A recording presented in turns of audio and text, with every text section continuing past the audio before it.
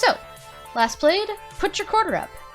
And I can tell y'all what we're doing. Alright, so, for anyone who's joined us who's new to this, we are a character. Our name is Zion, I believe. Zion Velksum, which was a name picked by chat, thank you. And we are an individual young adult who we recently lost a job, and we were told by a friend to download this app who would basically point us to our dream job. The app, who is super cute by the way, basically attuned herself to like how I want to play the game and led me to this arcade where she said, this is like your dream job, and you're like, alright. And then you can either befriend, romance, or just, like, meet a bunch of cool people in this game. There is an option to go completely platonic, like if you don't want romance at all. I did go for romance, though. Also, this song is an absolute vibe, and I fucking love it. Listen to this beat drop. Oh, so good. Anyway, sorry. Yeah, so we're meeting people. We're meeting all of our staff, our fellow employees, and, my favorite character so far is the owner. She is this, like, older woman who is, like, the coolest grandma ever. I love her. Vibes. Lick all the people. Alright, so I think we'll get going. Rolling into the afternoon, the crowd starts to fill out. School's done, and late-rising pros are heading out to their arcades of choice. With Ashley covering the desk. Ashley is the arcade mascot. She cosplays and makes all of her own costumes. She's lovely. My job is to wander the floor, looking for problems. Or potential problems. Or just making sure everything's a-okay. I definitely vibed to the soundtrack list for a bit the next day after watching you play last week. It was good, right, Saber? Oh, I love the soundtrack. But for starters, it's a good moment to collect my thoughts. I think I'm off to a decent start with my coworkers. Good first impressions at any rate. Cooperation's going to be a must. I've had awful coworkers before, and they can really drag down your day. Hang on, no time for daydreaming. I think I spot, let's see, 3 possible issues to look into. I should have time to get to all of them, but which do I tackle first? Ooh! Alright. We have an irate customer near Mr. Moopy's Magic Maze. Someone's cursing up a storm at Fist of Discomfort. Or a loud crowd around Showtime stage. Mr. Discomfort. I just think it's such a funny name. I'm gonna turn on my volume just a bit for my mic. Moopy Maze. Alright, we'll do Moopy Maze. Just for you, T-Rainbow. Okay, I love your new avatar and I want one. Oh, my little Akemi avatar? Yeah, thank you. Yeah, she cute. My mutant floor attendant senses detect danger from the left-hand side of the arcade. I quickly rush all of 30 feet to the scene of the crime. Already in progress. Oh, an angry rando! Shit. Come on! Hurry the f up and finish the game! Do you work here? I saw you behind the desk earlier. Note to self, ask Evan for a name tag or something. Yes, I'm Zion, floor attendant. Well, stop attending to the carpets and attend to me. Ugh. I want this shit to wrap up this damn game so I can play. Ashley's face is obscured beneath her costume's mask, but I can feel her wince as the man curses up a blue streak. Sir, there are children present. Please keep the swearing to a minimum.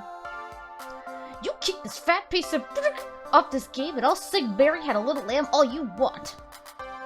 Figuring I ought to hear the fat piece of bloop sides of the story before rushing to a judgment, I tap the player on the shoulder.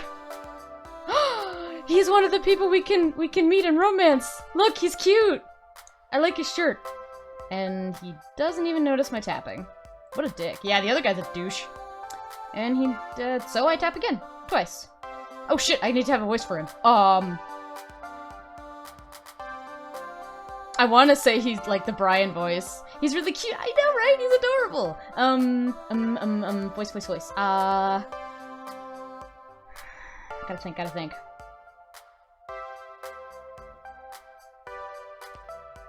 Okay, I got one. Sir!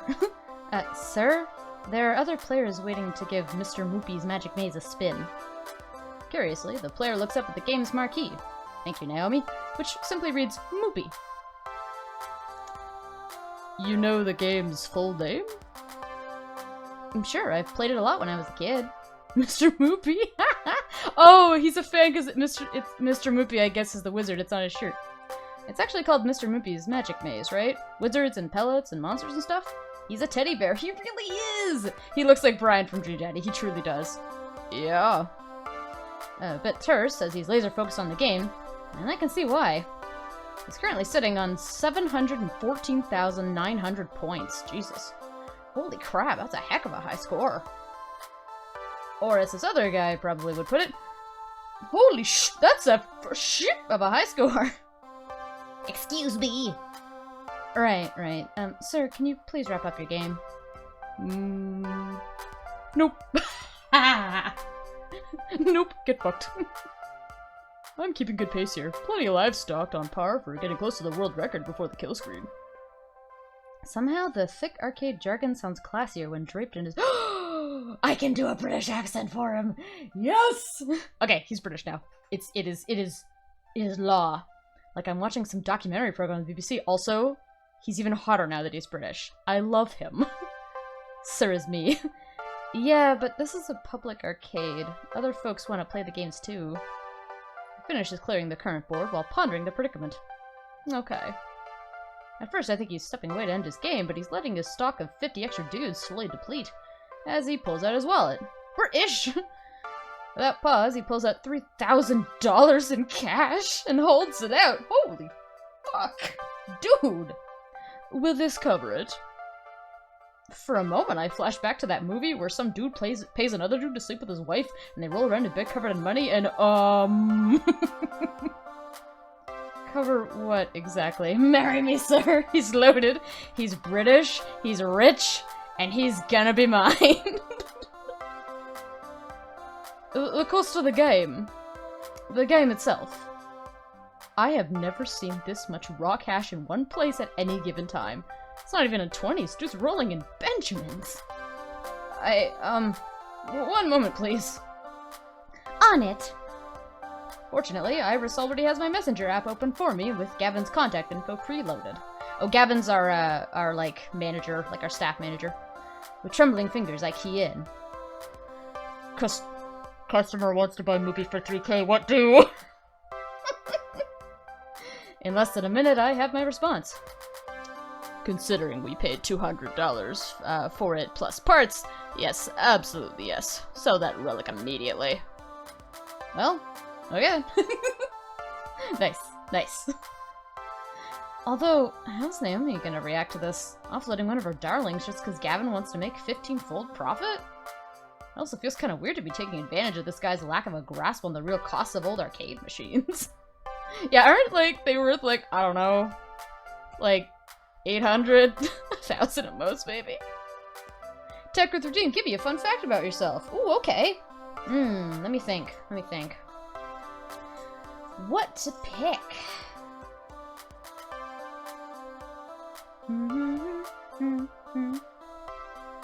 This music's distracting me. Let's say...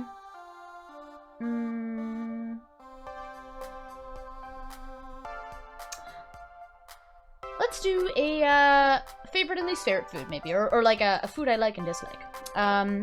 So one of my absolute favorite foods, or meals, I'll say, is fried rice. Specifically shrimp fried rice, but I'll also take chicken fried rice and just literally every fried rice because, my god, it is delicious. As for a meal or I don't like, maybe... I've never been big on tomato soup. I don't mind tomatoes, but it just feels very like I need more in a soup, and also I don't really like sweet soup, so that could get it very like tangy as a soup. What about New York fries? Yeah, New York fries are like my favorite French fries to buy from a chain. They're freaking delicious.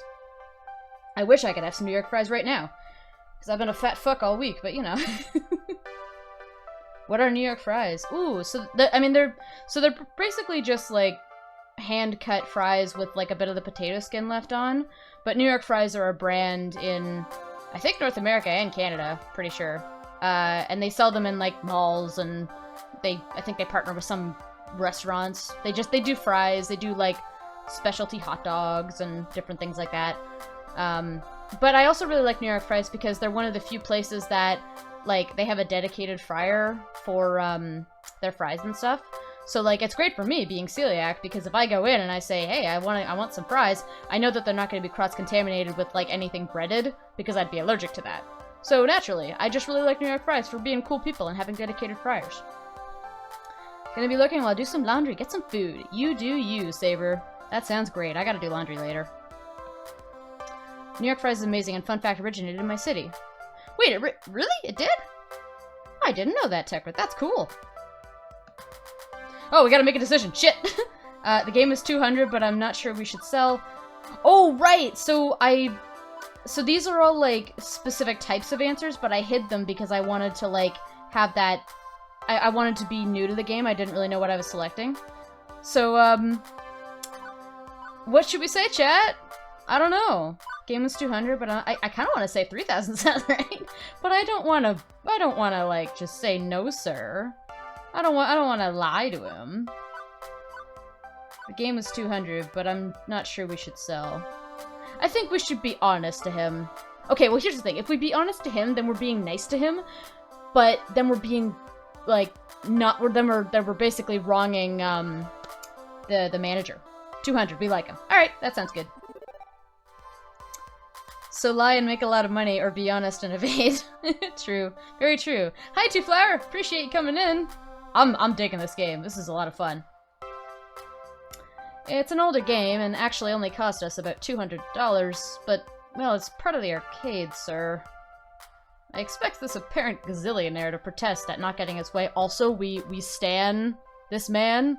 We love him. My god, he's so pretty. But he's smiling. Oh, he's cute. You're right. This is Mr. Moopy's home after all. Let's compromise. I'll pay you $1,000 American and own the game. But you keep it here. Wow. And in return, I get to play as long as I want, provided nobody's already playing. That way I can keep chasing the score, but your arcade stays whole. I need to break up a loving family. Naomi will be relieved to hear that. Even if Gavin may flay me for passing up $2,000. Yeah, Gavin's the office manager. Bruh, he is respectful. Yeah! Ooh, I really like him, he's cute. Good! I'd hate to make Naomi cry. How can I live with myself? Oh, so he's a regular. Of course he's a regular. Which leaves the rando hopping mad. To be fair, we had been kind of ignoring that he exists. It's okay, he's a dick. What the frick, man? What kind of an arcade is this anyway? This is I'm going to Deco's palace. Bye, nerd. But what about the rando? Oh, he's fine. He's going somewhere. He's going to Deco's whatever place. And we just lost a customer, stomping his way out of the door. Stomp, stomp, stomp. Bye, Felicia. On the plus side, Naomi won't cry. On the negative side, I just drove a rando out into the cold. What a disagreeable fellow. I love him! Oh my god, I love him! I need to know his voice actor. What a disagreeable fellow. Okay, so he's a little bit more cockney. A little bit. Okay, I can try to go for that. As for the player, well, he goes right back to playing. Eating pellets, zapping ghost monsters, clearing mazes. He's got a great voice. He does, he Rainbow Star. Sir! Wait! Aw, you know what? Nah, I'm gonna do it anyway. I have a bonk command. I'm gonna use it. Y'all can bonk as much as you want. It's gonna be a bit of a romance night, so... That'd be the price of stumped gamers. Price. Oh, that would be price of stumped gamers. I will look him up. He sounds wonderful. With the crisis behind us, I can actually focus on who this gonzo rich guy actually is. Seems to care about more than just his games, splashing around the cash, aren't we, Mr. Moneybags? Oomph, digging that dead pot! Oh no! Two Flower, can I ask if this line was inspired by Dream Daddy? I have a feeling. It's great, regardless. Dad bod! Punishment for too much horniness. What is bonking? Oh yes, that is what it is, T-Room Star. So if you're like too horny, you're like, oh my, then you get bonked and sent to horny jail. I mean, dad bods are universal. This is true. I mean, I don't want to make it. That's really awkward to say, but maybe he's like flattered by that. I don't know. Okay. Yeah, no, we just met him. I don't wanna say oomph immediately. Maybe more than just his game. I'm always being pawned. Let's do that one. Take it from someone walling around in the lower tax brackets. The rich can do whatever they want, whenever they want. And yet, that's not what this guy did. He could have, but he let us keep playing the game. I'll turn up the music just a smidge. There we go. And why? Because of Naomi.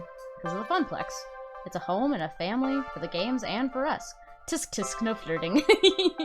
Well, the flirting will come. I wanna take it slow.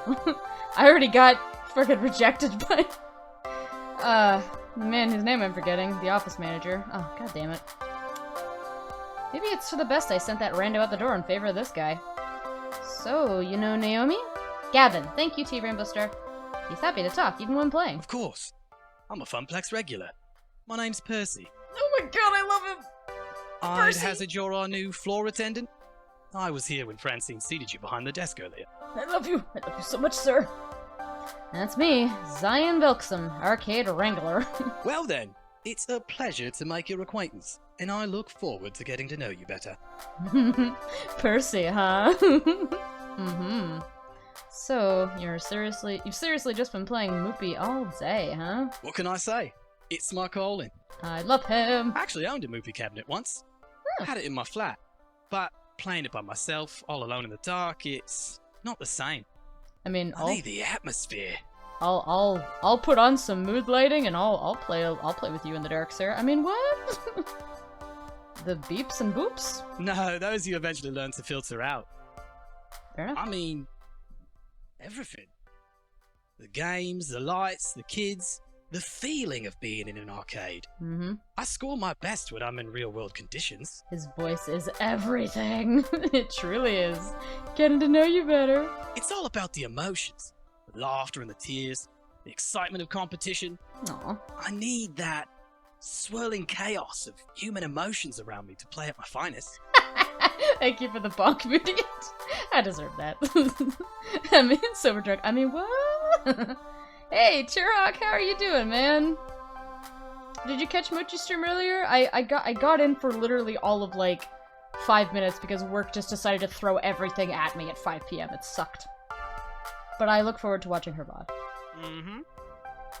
Naomi gets that. She keeps Moopy in top condition for the day I eventually land my high score. What's the current world record, then? About 3.5 million.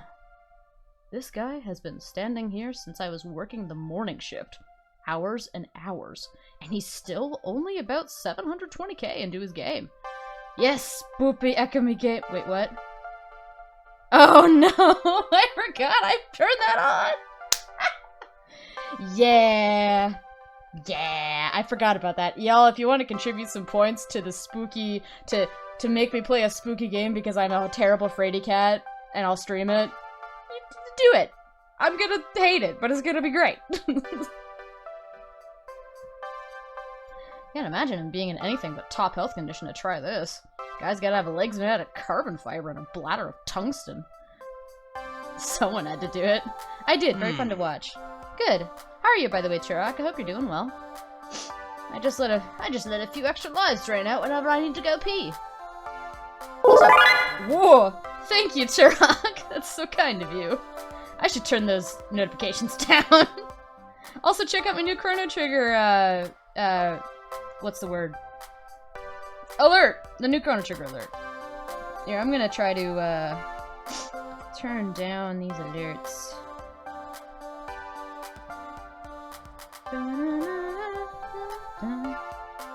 You know what? I'll do it later. It's fine. I didn't set them to do it manually, so it's fine. I'm doing alright. Well, I'm glad to hear that you're doing pretty good.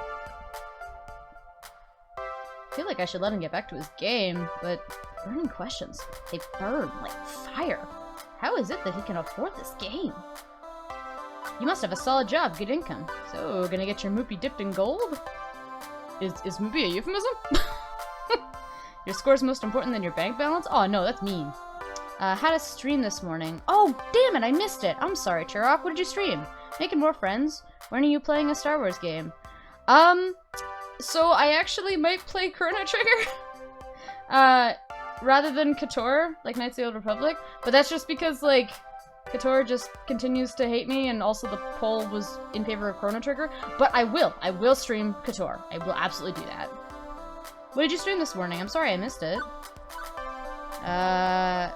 Gonna get, good income. If you don't mind me commenting on it, that's a lot of money to just have on your person. What do you do for a living? Hi, Bye Bliss! How are you doing? How was Horizon? This and that. He doesn't really seem to talk about his work. Not in a guarded way, it's just less interesting than his current maze.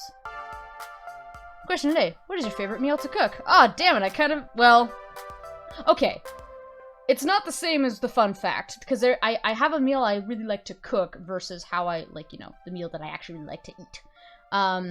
So, I'm gonna say, favorite meal to cook, probably... Let me think about this. Oh, you know what? Yeah, my favorite meal to cook is, probably, cabbage roll casserole. I really like to make that and layer it and do it in the slow cooker for like a solid 4 hours at least. It's real good. How do we do that? So if you go to my, into your channel points, there's like a thing I have where it says, hey, contribute to the Spoopy Challenge. So if you go to Echo Points and you just contribute however many channel points you want to contribute to it, that gets me closer to playing a spooky game, because I'm a big scaredy cat, and apparently I want to terrorize myself. You must send me the recipe, because oh my god, cabbage rolls. Yes! Holy shit! It is 2,000 per stream. Well, we're already at 4,000. Shit. At least 4,000. I don't even know. Wait, can I check it? Oh, I can't even. Wait, can I... What if I pull it over here? No, it doesn't want me to. Oh, wait. Can I see? 13% raise. Nice. Yes. Thank you, Turok. Maybe he's actually the head of an international diamond smuggling ring. They hide the stones inside arcade games. Day trading. What? Huh? Day trading. Stocks and bonds. Anybody can do it if they have the head for numbers. It's really nothing important. Oh, he's good at math, guys. Oh god, he makes up for my lack and my faults. Shit, we're dating him. Well, maybe he's a day trader. Don't think so. I don't fear people are defined by their work. I know the arcade is home to those who've made their passion into their work, but it's the passion that matters more. I've my passions, the same as anyone. I look forward to learning yours as well. Oh, I will show you my passions, sir. I will show you my passions. When I'm not deep in the middle of the game, I mean, oh, when you're not deep in something, I mean, what?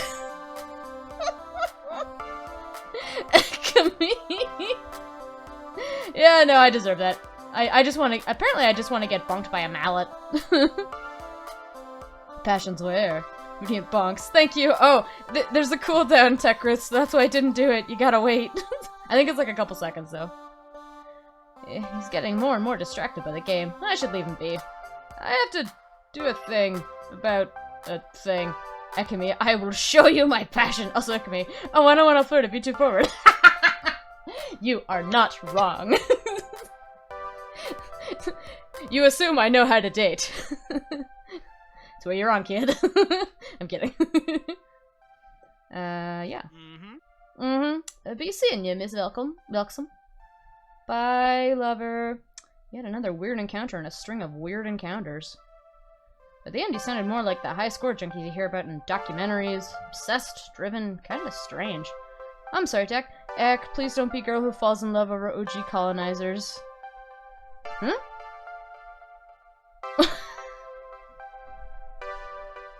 Well, okay, granted, I think we do... I don't know the background of... Like, I've seen pictures... Like, we have a POC character we have yet to meet, and I don't know their background. I also don't know if they're a girl or a guy. Or maybe they're not. Maybe they don't identify. So, don't assume just yet, Chirag. Aw, thank you, T-Rainbow Star. Freaking Brits. That's fair. That's fair. But he's cute, Chirag. But he's so cute and smart and lovely. And kind. We don't stand colonizers for ancestry, but he is a sweet guy. There's something more going on here. But, well, he's a Funplex regular. There'll be plenty of time to learn more later. I've got work to do. Oh, one sec. Okay, Tekrith. Let's see, what to handle next. Oh, okay. Well, I kind of want to do Fist of Discomfort, because I'm interested in this. There's a lot of shouting coming from the center of the arcade, where Fist of Discomfort is being played. I can't get over that title. Remember Iris telling me all about it earlier today, while I was bored to death at the ticket desk. Look, there's my character! I look like I'm straight out of the 90s! Fist of Discomfort, or FOD, is one of the most popular games in the esports circuit. It's been a staple of the scene for over 6 years. One year, Team Wicked Prodigies took on the Unreal and came back to win in the dying seconds of a tiebreaker match to take home a record $5 million prize pot. That's a lot of moolah. I get a weird jerk to scalp him or let him freeze to death because he can't survive the winter. Aw. And how? Okay, so how does it work? It's a hybrid of real-time strategy and button mash brawling. Fight your way down the top and bottom lanes, clearing waves of ninjas to finally topple the enemy dojo. But that's the action part. The strategy part involves using special abilities, purchased items, and ninja summons. FOD is sheer elegance in its simplicity, the way the different game systems interweave to form one masterpiece of esports perfection. I are bitter. I mean, you've got reason, Turok. I get it. So, oh goodness. Oh, thank you, Tekrith. Oh, you're so kind. Oh my goodness, thank you so much for the bits. Also, why the cry? So, summon good ninjas, punch bad ninjas, smash dojo. I'd say boiling down a rich game of action and strategy played the world over by top gamers in such a way is a bit degrading, but sure, okay. Iris is a little salty with us, I think. All of which is super interesting and stuff, but right now all I care about is dealing with the loudmouth currently playing the game. The closer I get, the louder the yelling gets. Most of these are words that... Oh! Oh, I love them! I love both. Well, I think the one on the individual on the left is a dateable one, or a character to interact with. I don't know about the one on the right. No, those are definitely all the words my mother would disapprove of. It was the one cheer that let me do 300, lol. Oh, fair. Crap, I gotta give her a voice too.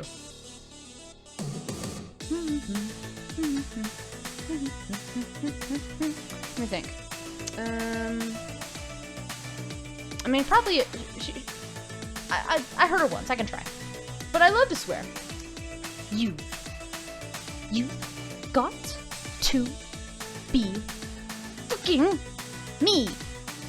There is no fucking way that's even possible. Those hitboxes don't even fucking connect. Fuck this game. It's all night long. Get wrecked. Oh, this is far from over, scrub. I saved up a little something extra for you. I've been baiting you into attacking my sensei, which you fell for. Hard. Oh, hey.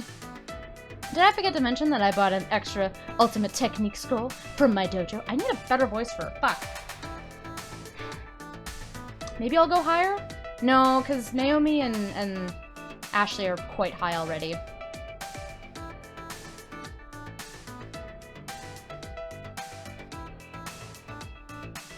Gotta think of characters. Give me a voice, people! I don't know what to do. Oh, good God, they said scrub. Fair.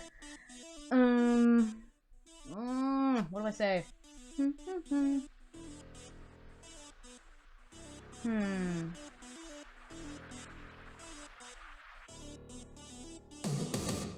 Minnie Mouse but British. No, I don't. I mean, I'll do Minnie Mouse. But British? I already got one British guy.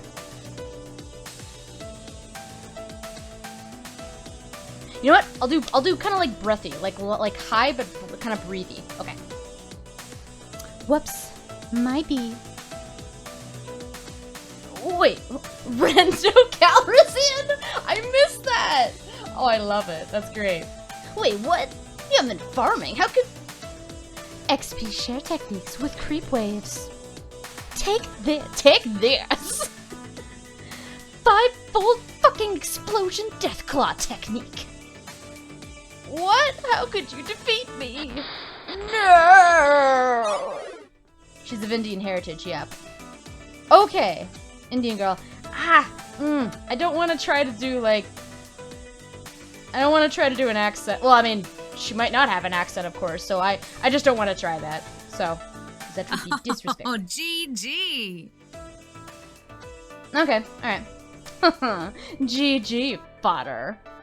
No one can defeat me, Queen Bee. That's cool. I'm glad to see a POC character. Queen Bee, I love her. My dry eyes painfully blinking makes me realize I've been standing here, watching intently during that whole exchange. I'm not 100% sure what just happened, but that didn't matter. I was completely sucked in. Couldn't tear my eyes away. It was like watching a train wreck. I mean, if the train was the arcade game and the wreck was that guy's face. Hey, kid. What are you staring at? I love her. I love you so much. Never seen a champion of my caliber before? Girl, can we just, like, go out immediately? Oh, seeing as I don't even know how to begin to start to even consider how to respond to her question, I have to take a moment and collect my thoughts. From what I've somehow gathered, she goes by Queen Bee. That jacket she's wearing identifies her as a member of L7 Gaming, an arcade esports team. Ah, I like her. She tough lady. Yeah. And she's the most direct, fierce person I've met all day. That's saying a lot considering who I've run into so far. Well, the first one I automatically want to say yes. Why so rude though? What a sore winner. Talk about downing personality. I feel the urge to kneel and submit. Oh! Third one. Can we do the third one, guys? I think the third one sounds good. I am okay. Girl, I will submit. Work it! Look, let's be frank about this. I know my tastes, and Queen Bee's got the whole package. The sass, the dirty mouth, the keen fashion sense. T-Remister, you gotta put the exclamation point first, and then type bonk, and then put a space. Yeah, there you go, like Tech with it. Thank you, Tech. No, you gotta put a space between bonk and my name. Then you got it. Ooh, be still, my subservient little heart. Hey, don't just stand there all weird and quiet-like. It's creepy. That's fair. She snaps her fingers to grab my attention. Hey! Eyes up! Eyes up here, lady, come on. So, are you gonna f***ing quarter up or not? Oh god, I was worried she was gonna be like, are you gonna F me? I was like, oh no, I'm sorry. Think you can best the hottest rising star of L7? From what I've seen, I know I couldn't best a scrub, let alone a professionally competitive player of this game. I feel really called out right now. Nope. No, thank you. Plus, I'm not sure I'm allowed to play games while I'm working. You work here? God, I love her. Yes, me. And what's your job? Hassling me? I'm actually pretending to work here. Shh. I enforce arcade law within this noble funplex. I could lie and be kind of flirty. I don't want the first one, so either the second or the third. I'm actually pretending to work here. I enforce arcade law. Fuck that.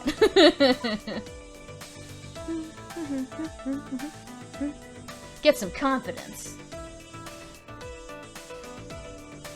I'll do the second one. Oh, it's all just a front. I wander around the floor to, you know, pick up drop tickets in hopes of getting one of those giant stuffed flamingos behind the prize counter. Oh, sorry, TV Rainbow Star, I went with 2. My bad. There's a bit of a lag. I know, right? If I was as good as those ticket games as I am at FOD, I'd have a flock of giant pink flamingos. Maybe I'd even give you one. Maybe. Hey, they haven't given you a name tag yet. How am I supposed to know who you are? No, I don't want no scrub. A scrub is a guy that can't get no love from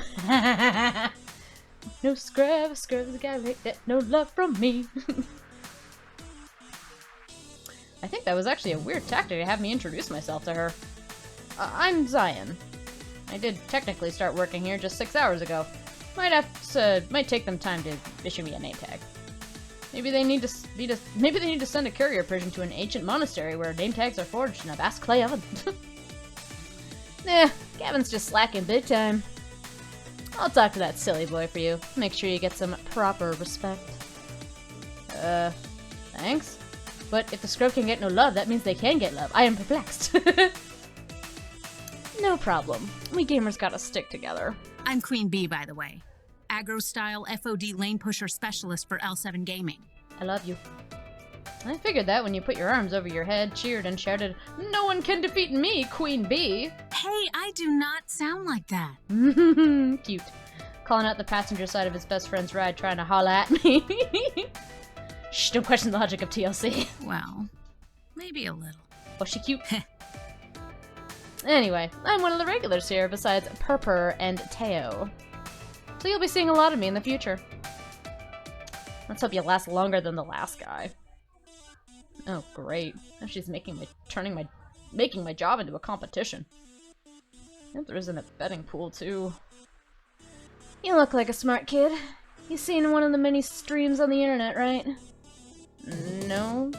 I literally have no idea what you're talking about. Oh no, Zion's not a streamer, guys! Oh, F. Can I get your number? Whoa! Really? Have you been living under a rock for the past decade? If you consider a small yet formidable apartment a rock, then yes. Oh, you sweet child. You are so innocent and pure. Babe, not for long. Come on, let me show you the path of darkness that is the internet. Oh no. Nope, nope, nope. Sure, I'd like to learn more. Will it hurt or traumatize me? I put 20 bucks down that this kid makes it the long haul. Zion only uses Mixer. Sure, I'd like to learn more. Will it hurt or traumatize me? The back of your head is ridiculous.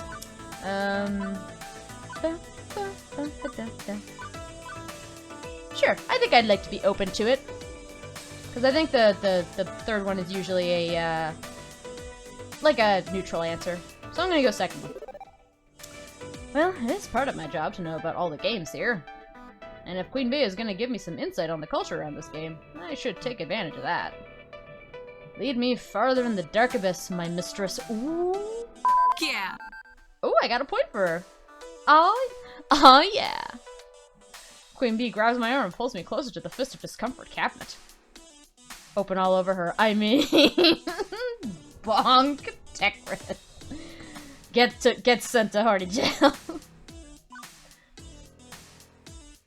That's Mortal Kombat. That's what this lady's giving me vibes of. Oh, I totally get that, Chirac. Yeah. You can't just plug up one of these cabs onto the internet, so I use a number of clip-on webcams and mics and stuff. That webcam there, it broadcasts to my own personal PC back home, which then streams matches live to all of my fans. The chat room appears on my phone. Cost of it to put everything all together, and it takes like half an hour to rig up and test each morning. But after doing this for a couple years, it's easy peasy. Oh, didn't they mean that last one, but okay. Lick. Oh! Aside from Naomi grinding her teeth at my clip-on cameras damaging the paint job, I mean. Anyway, I prefer to stream from the Fun Flags than from home. There's so much to miss out on by sitting by your lonesome with the console version of FOD. The crowds, the wicked trash talk, the community. Wait, are you broadcasting live right now? Are we live right now? Nope, no way. Fuck no! That was part of my warm-up matches. I've got a pretty big tournament coming up, so I try to get as much practice in as possible. Also, Bo is on the table. Hello, sir. Hello, Bo. Don't attack my cables. Sir, thank you. Push her up against a game wall, look her deep in the eyes, and kiss her with the passionate of 1,000 lives. Damn, Turok. Even is with a bunch of fodder. As in FOD-er. As in, you know, chum. Bo! Lunch meat. Scrubs. Losers. I got the idea, yes. That is the one downside I don't like to her. She's a little competitive. A lot competitive. No, I don't want... Older brother hips and pick her up and you're strong and powerful arms with my 90s aesthetic pastel hair and shirt. Queen Bee sees something out of the corner of her eye and glances around the arcade floor. She gives a nod to someone hanging near the Street Fighter cabinet. Ah, my crew is starting to trickle in. We should be starting team practice soon. Wait, what time is it? At the tone, the time will be 2:25 p.m. Eastern. Beep beep.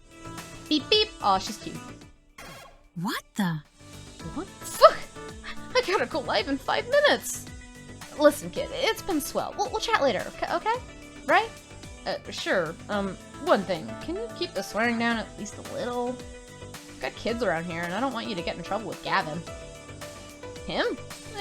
But for you, I'll keep it to a PG-13 rating. Girl. Now, if you'll excuse me, there are some butts out there that I need to kick. Later. Bye, love you so much. And with a wave and a twirl, she completely abandons me and returns to her Fist of Discomfort game. Queen Bee fires up her broadcast rig, and the shouting and my other swearing start up again. I should probably get out of here before I accidentally end up on the stream. Is it wrong of me to crave being stepped on by her? Hey, I gotta be me! Yes! Oh, thank you, Bliss. I appreciate that. God damn, we're gonna reach the target in no time. We've got good chemistry so far. Note to self, check with Gavin about the ethics of dating your customers. Not that I'm committing to anything here, just, you know. Let's see what to handle next. A loud crowd around the Showtime stage. In the distance, I see a number of people gathering, which is surprising since the first half of my shift was complete and utter solitude. I'm a romantic, leave me alone. Then don't... Oh my god, I played the song and Gertie is rocking out. Yes! Excuse me. Gertie is best bird. I love her. Don't get me wrong, I'm happy to see that people do come to the arcade, but that's quite the crowd that's assembling. Like, larger than Queen Bee's team was. Rowdier, too. This has to be against some fire code or safety protocol or something, right?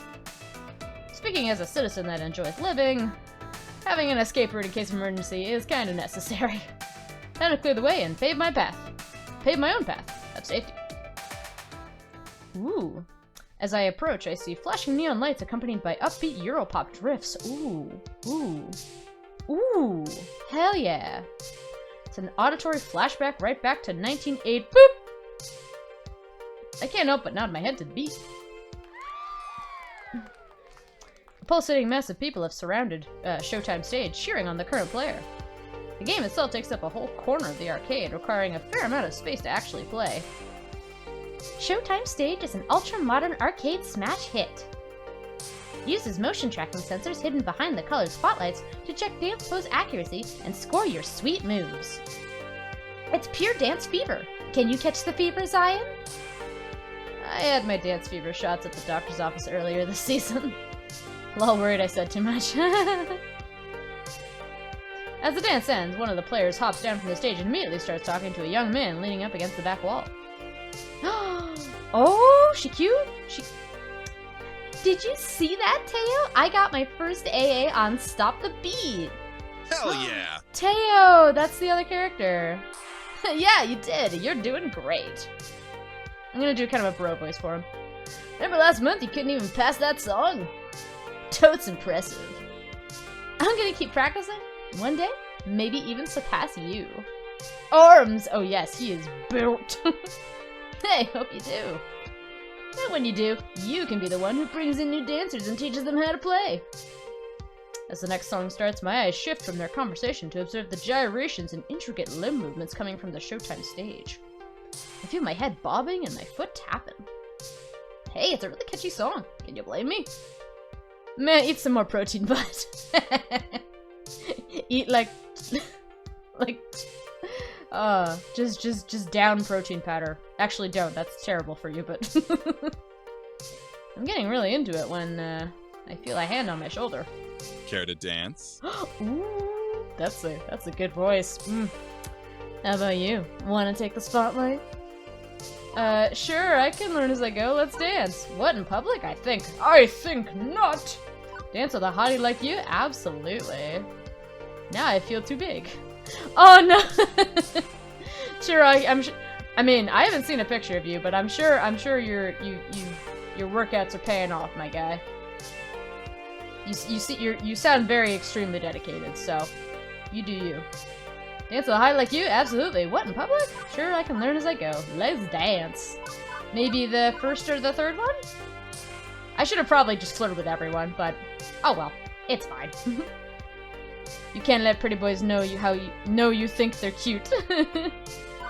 This is true. Alright. Well, Always in public. Heck it, now let's flirt. I can feel my cheeks flush lightly. The cute boy just asked me to dance with him. Granted, it's for an important arcade dancing game rather than junior prom. But this rarely happens to me. My heart skips a beat before I can find enough composure to respond. What? Me? Really? Hello. Oh my god, that voice! Holy shit! Hello. You and only you. How could I resist to ask such a gal as yourself? You caught my eye the moment you walked over. Hey, wait. You're new here, right? Hello, sir, I love you. His voice is sexy as fuck! I know, Moodiant! I agree, Moodiant and T-Rainbow Star. Yes, very. Name's Mateo, but everyone here just calls me Teo. Ooh, Mateo! I like it. Teo's the best! Greatest guy here! He's sort of like our, leader, yeah? Oh, please, I'm nothing really. He's very lame, he is. He looks directly into my eyes. Nothing as special as you. Ooh, he's that. He might be a fuckboy, but you know what? It's fine. I just like to show newbies the ropes and teach them how to play. Our community is small, but we're all super close. He might not be a fuckboy, though. He might be a wholesome individual. Who knows? I think he'd be a perfect addition to our gang. I love your voice, Mateo. So, what do you say? Play our silly dancing game? Hell yeah. Teo stretches his arm to me, waiting for my hand to grab his. Oh, sweet Jesus, Jirok! Go for it, play the card. Shake your head no. Oh, going for it. Hell yeah. I couldn't care less when I'm supposed to be working. One does not simply refuse to play a dancing game with an attractive guy. That was a red decision I saw? I don't know what that necessarily means, because I forget what color means what. Uh-oh. Did I die? I don't know. It's like that one dream I keep having, but it's actually true. I mean, a different dream than the one I'm giving a speech in front of the class and forgot to put on pants. With that thought, I take his hand. Yes! 1,000 times yes! As I'm about to step up to the stage, an ominous shiver crawls down my spine. I glance over and spot Ashley standing behind the ticket counter. Oh no, does she have a crush on Teo? Or maybe they're dating? Oh god! He probably has a girlfriend! Oh, or a boyfriend! I don't know! I know I can't see her face behind the mask, but I can totally sense she's glaring daggers my way. Uh-oh! It's creeping me out. Oh no! On second thought, I'm actually supposed to be working right now. I'm the new floor attendant, Zion. Really? But I haven't seen you around here at all. What happened to the other guy? He was actually pretty good at Showtime stage, now that I think about it. He's out. I'm in. Oh no, fuck! Boys. Boy, yeah. It's currently year 0 of the floor attendant Zion regime. Hello there. Well, it's an honor to meet you, Zion. I hope we can get to know each other well. Wink. Indeed. For someone that loves Showtime stage as much as you do, I actually haven't seen you play yet. Keep walking, fuckboy. True, most of the time during these meetups, I tend to let everyone else play. Keep walking, fuckboy. Yeah! I go around and make sure everyone is happy and having a blast. But what about you and your feelings? Go back to B. Be her honey. Yeah, B was cool. B, Percy... B and Percy are probably my 2 top favorites right now. Teo shrugs. My happiness comes from making other people happy. That's all I need in life. Oh god, he is a fuckboy. Uh-oh! B! Which is all well and good. Oh, no, I went in his voice. Which is all well and good, but I still need to deal with this crowd. How best to handle it? Hey, wanna film a workplace safety video? We need to seriously talk about crowd sizes. Can you disperse your fans for me, please? Not gonna lie. Wanna film a workplace safety video? Kinda wanna kick this guy's ass. You know what? That's fair, Jirok. Maybe we'll ask him to disperse, eh? Look, this is great and all, but can you thin out your crowd a little for me? Fire codes, emergency exits, you know, that sort of thing. Sheesh. come on, it's not that bad. I've seen hotter crowds most weekends around this game. Bro, come on, the rules are rules. Yeah, you're right.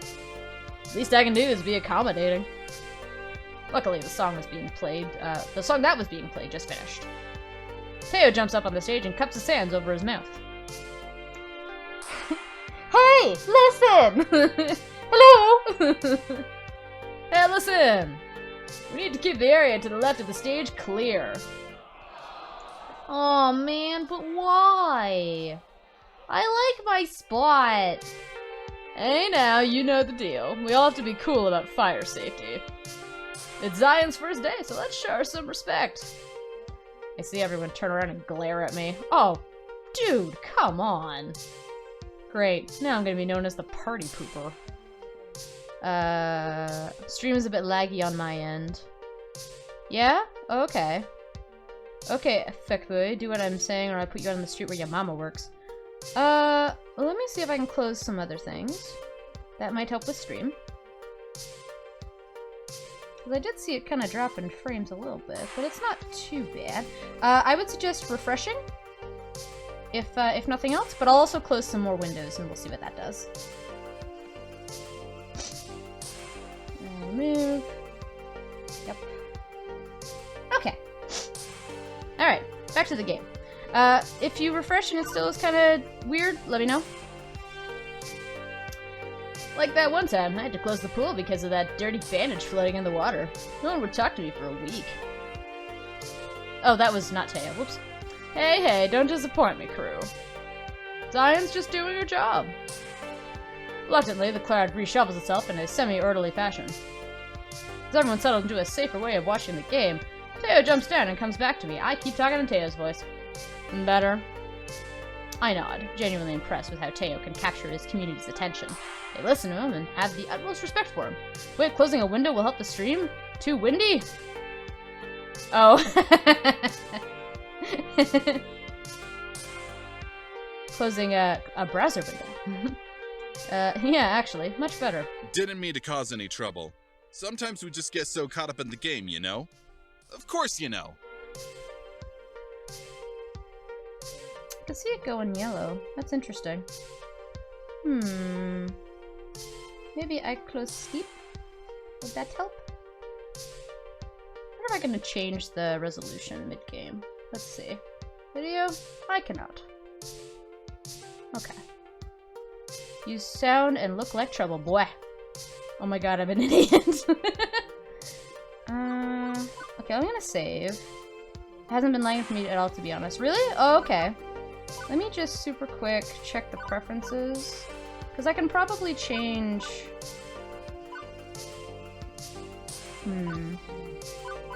Skip. Oh, I think that's probably the lowest I can go in the game right now. BG animations? Maybe I'll make those slow. We'll see what that does. Let's try that. Hey, you should still join us later. Maybe when your shift's over. We'll all be here dancing until closing time. Nice. As long as that dancing was in the law, carry on. Officer Zion has spoken. Ugh, I can't stand vapid disco muscle ass hats like him. That's fair. I start to walk away, ready for my next venture, when I remember something I should probably do. I turn back to Teo. Hey, thanks. No problem. Alright, fuckboy. Well, I feel nice and accomplished. Okay, stream seems to be going well, that's good. I was able to uphold the safety of the arcade and make a new friend. I say that's pretty good for my first day. Even Gavin's gotta be impressed, right? Wait, have we met everyone then? Yeah, I think that's everyone. Alright, we have our roster. With that business sorted out, it's time to leave. Showtime stage. Leave the showtime stage. I can read. The arcade is now at peace. My work here is done. I can stand it for one night, but not too much talking. Yeah. No problem? Sir, you are a problem. Well, actually, we're a few hours from closing time, so my work here isn't quite done. But, you know. Hello, sir. Oh, I kept meaning to... Here, I'm gonna adjust the stream slightly so y'all can see his hair. I feel bad that I cut it off. Here, we'll... Just for when he's talking, we'll do that. so you can see his gorgeous hair. I'm so at peace, in fact, that I don't even notice the underboss of the arcade sliding on up behind me, sliding into my DMs. Good day. Not a bad first day so far. I've been keeping tabs on you. Well, others have been. And they've been texting me. Oh, here's the song that I love! God, I love that song. You know, you should consider getting a proper group chat going on. I've got a crappy phone plan. The texts aren't free. My boy! Fuck boy. Gavin boy. Your dad should have... Oh wait, hold on. Your dad should have kicked your ass another time or two. A valid point. I'll look into that. Impressive. I'm impressed with how much you handle yourself. I think you're gonna work out just fine. Let me try that again. I can go lower now that I have everybody's voice. I'm impressed with how you handle yourself. I think you're gonna work out just fine. Ooh la la. Yeah, he's cute, right, Rudian? Anyway, I prepared your paperwork. If you'd like to go sign it and make this working relationship a bit more above board. Yeah! And there's Naomi! So, you're staying? Please tell me that you're staying. I mean, I fed you and everything. Francine hasn't fired her yet, right? Ah, Ashley! An adorable nightmare joins the impromptu staff gathering. Ooh! Zion's off to a great start. Here's to your first day, followed by many more. I gotta go hire for her. Don't you two have jobs to attend to? Just ordered a replacement power supply for Robotron. Nothing left to do for the day. Ooh, voice on point. Not many kids around for me to entertain. Finally, a quiet moment. My dream job has been going a mile a minute since I got here. Is it my dream job? I guess I can adjust the screen again, now that we can see everyone. You can see his gorgeous hair. Let me just... There we go. I told Francine I wasn't sure why I was here, but that I was willing to try and find out myself. I want that costume! Ekami, you need that BB-8 costume. No, I don't, Timur. No, I don't, Timur Mercer, and no, I can't use it at parties. I mean, I can, but... I'm starting to get along with my coworkers. I've been helping people with their problems, and what more could I want? What more could I want? Well, I don't know. Not yet. But I'll find out one day. We've only got a few hours till closing, and it's nice and quiet. How about we game a bit? Speak for yourself. I've got paperwork to handle. Oh, come on. Don't act like you don't game. Irrelevant. I know your dirty little secret. What? Naomi. Oh. You know that I have a... You know that I have all the complete set of Naruto and Boruto and Naruto Shippuden? How could you? Kept that secret forever. You sneak in early each morning to play pinball. You're a pinball wizard. That's a great song. Ah, well, what of it? I bring order to chaos. Pinball is the very expression of that art form. You know what we should do? Impromptu pinball tourney! The girls are giggling, and I find myself smiling right alongside them. All in all, not a bad way to end my first day. Yes, you do! Yes, you can! I hate fuckboys because I get lumped in with them because I bodybuild, and there's like, oh, so you have no substance. By the way, Whoa! I booked a birthday party for this afternoon. Look, it's my favorite character, I love her! And then they're like, oh, so you have no substance and use women, right? Yeah. That's a stereotype, yeah. That sucks. I'm sorry, Chirac. That's a bunch of baloney. Francine's my favorite, by the way. I love her. Oh, God. Everybody forgot. She's pretty. Yeah. The looks of confusion and outright terror on their faces, all laughter dying off immediately, are vaguely concerning to me. Sorry, I meant to tell you, dears, but I plumb forgot. Oh, Francine, girl. Birthday party? How old are the kids, may I ask? Oh no. It's her 5th birthday. Oh, to be young again. 5-year-olds? Naomi starts pulling at her hair, eyes wide and trembling. Oh no! Throwing ski balls overhand into the glass, jumping up and down on pinball machines, putting chewing gum into coin slots. pulling at costume, tearing off pieces of it. Naomi, Ashley, keep it together. You've survived kids' birthday parties before. Doom, the end is nigh. Well, I'd hate to get in the way of all the fun. It's time for my afternoon nap anyway. They're all going to die. Have fun, dears. Bye. You could, not the 5-year-olds, no, she's scary, not the youths. Okay, I have to turn in. No problem, Chirag. Thanks for hanging out, I appreciate it.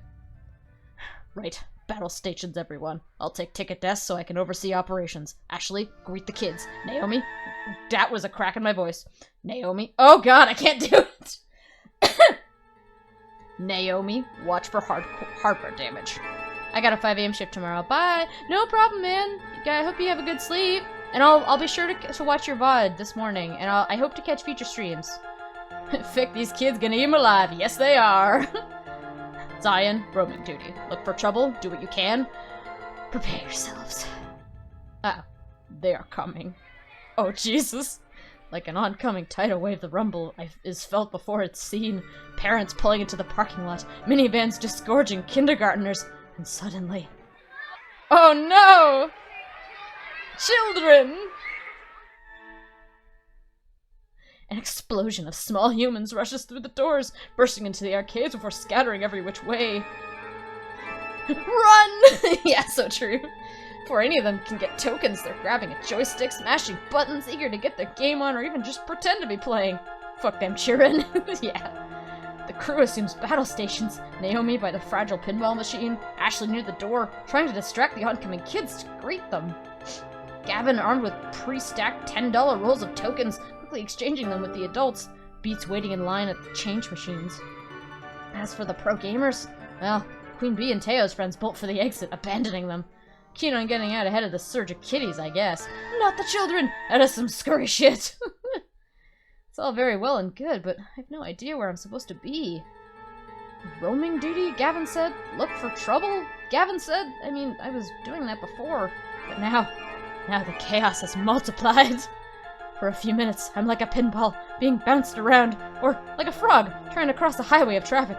We cannot get out. The doors are barred. Drums drum in the deep. We cannot get out. They are coming. Lord of the Rings. Mine's Moria. You're not wrong, Chirag. You're really not. Good night, all. Peace. Later, Chirag. Have a good sleep. Eventually, I spot 3 possible problems on the rise, and Zion, professional floor attendant, is ready to attend to them. Which one of these should I tackle first, though? I may not be able to deal with all of them in time. 2 kids fighting over a box of cupcakes near Naomi and Ashley. An angry adult shouting at a kid near Teo and Green Bee. A little girl crying over her stolen tickets near Percy and Gavin. Well, I'm off for the night too, to have some stuff to do before I hit the bed. No problem, Tech. I hope you have a good sleep too. Thanks for coming. I do so appreciate it. And for the subscription. My god, that was so nice of you. Goodness gravy. I kind of want to do Percy, maybe. I want to do Percy, of course, wink wink, but I mean select Percy. So who are you gonna hang out with? Yeah, probably Percy and Gavin. I feel like I need to up my points with them a little bit. Only 2 available. True. I wave my way through waves of children towards the skee-ball machines. One little girl sitting at the end of a skee-ball ramp, crying. No parent in sight to settle her. So, task falls to me. Guessing I should be more cautious about this sort of thing. What with lawsuit-happy parents lurking over by the vending machines, ignoring their kids, but floor attendant Zion decided to take the case, all the same. Hey, my name's Zion, and I work here at the arcade. What's wrong? Can I help? Her sobbing pauses as she looks at me. I lost my tickets. Someone stole them from me. Aw. I played and won a bunch of them, but then I put them down and I was talking to a friend, and now they're gone. Aw. I glance around, but in a sea of kids, it's impossible to tell who the thief could be. I don't even have any more tokens to play with. I spent up all my ski ball and my tickets are all gone now. Hello, Saver. How are you? How was laundry? It's good. I think we met all of our, like, romance options, slash, well, I mean, romance for this playthrough. They're all super nice. These big time stan a British man who looks like a big old teddy bear. There's an esports streamer who's super cool and we love her. There's a fuckboy. There's 100% a fuckboy. And there's some cute girls and Gavin, the kind of very strict man. So we're gonna talk with Gavin and Percy. I'm gonna head out. Have fun. Bye bye, Bliss. I hope you have a good night. Oh, good. Food is delicious. What did you get? Naomi? Hello, VT. Hello, Benji. How are you doing? I'm gonna remember to say the name that I actually call you. Easy. We'll figure this out somehow. Oh, you get to meet the other people who we've run into, Benji. It's good. They're cute. Although right now we're gonna be talking just to two guys, but they're super cool. We like them. Although I've got no clue where to even start, to be honest. Maybe there's a witness to the crime? First, would have a good view of the redemption game area, based on where Moopy's positioned. Sliders and chili cheese fries. Oh, that sounds so good. Ooh, I'm jealous. Gavin has the right ticket desk, a veritable crow's nest for the whole arcade. He could have spotted something. Or I could just bend the rules and solve this directly. Now, we going to Percy. Hey, Percy saw something. I can deal with this quickly if he can identify the culprit. Gavin had to see where the tickets went. I already know what to do at least, via arcade policy. Just give the kids some replacement tokens from my own stash. I'll take a eat, no problem. Now, we talking to Percy. We like Percy. Okay, don't worry. I'll get your tickets back one way or another. Really? Miss Zion? Wait right here. I'll be back in a jiff. I walk up to Percy, tapping him on the shoulder to get his attention. Look at him! He's so cute! He's British, too. Sorry to interrupt, but that girl in pink over there? Someone stole her tickets. Oh, I had to pause for that sweet beat drop. I was hoping you saw something. Oh, He frowns a little, looking slightly embarrassed. Well. Sorry, love. I've been pretty deep into this run. Wasn't exactly paying attention. He's great, Saber. Is this the guy from Dream Daddy? Yeah, he looks like Brian, right? It's pretty great. I love him. Poor girl. Ruffians absconded with her tickets, you say? Yeah, well, I can't exactly expect you to babysit. I'll just go check with Gavin. It does look like Brian, doesn't it? Yeah, a little bit. He's cool, though. No, need for that. This obstacle can be removed rather readily, and perhaps be an object lesson as well. He steps away, letting his extra lives croak one by one. Something more important has clearly captured his attention. Hello. Hello. My name's Percy. You say you need tickets? Yeah, I want to get the colored crayons. 50 tickets, if I recall. Tall order, but certainly achievable. Yeah, let me show you the best way to reach your goal.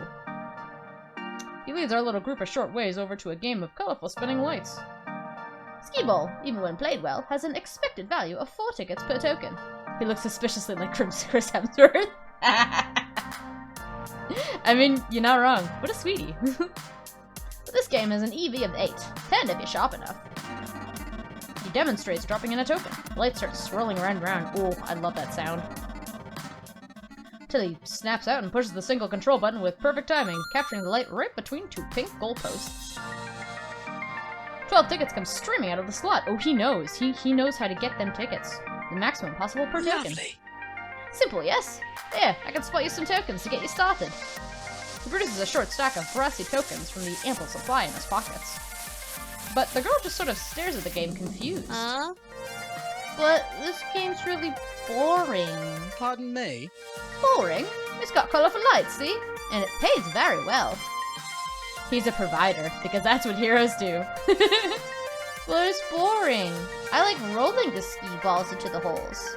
He is a dream daddy. I love the voice acting bits. Wait, for me? Or the game? Because I'm okay with both. Got these crayons, yes? And this is the most efficient way to get them.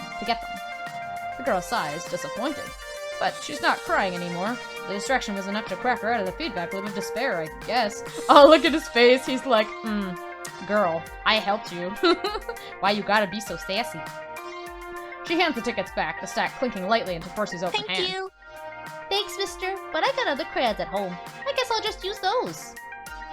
Aw, it's okay. It's okay, Percy, you're cool.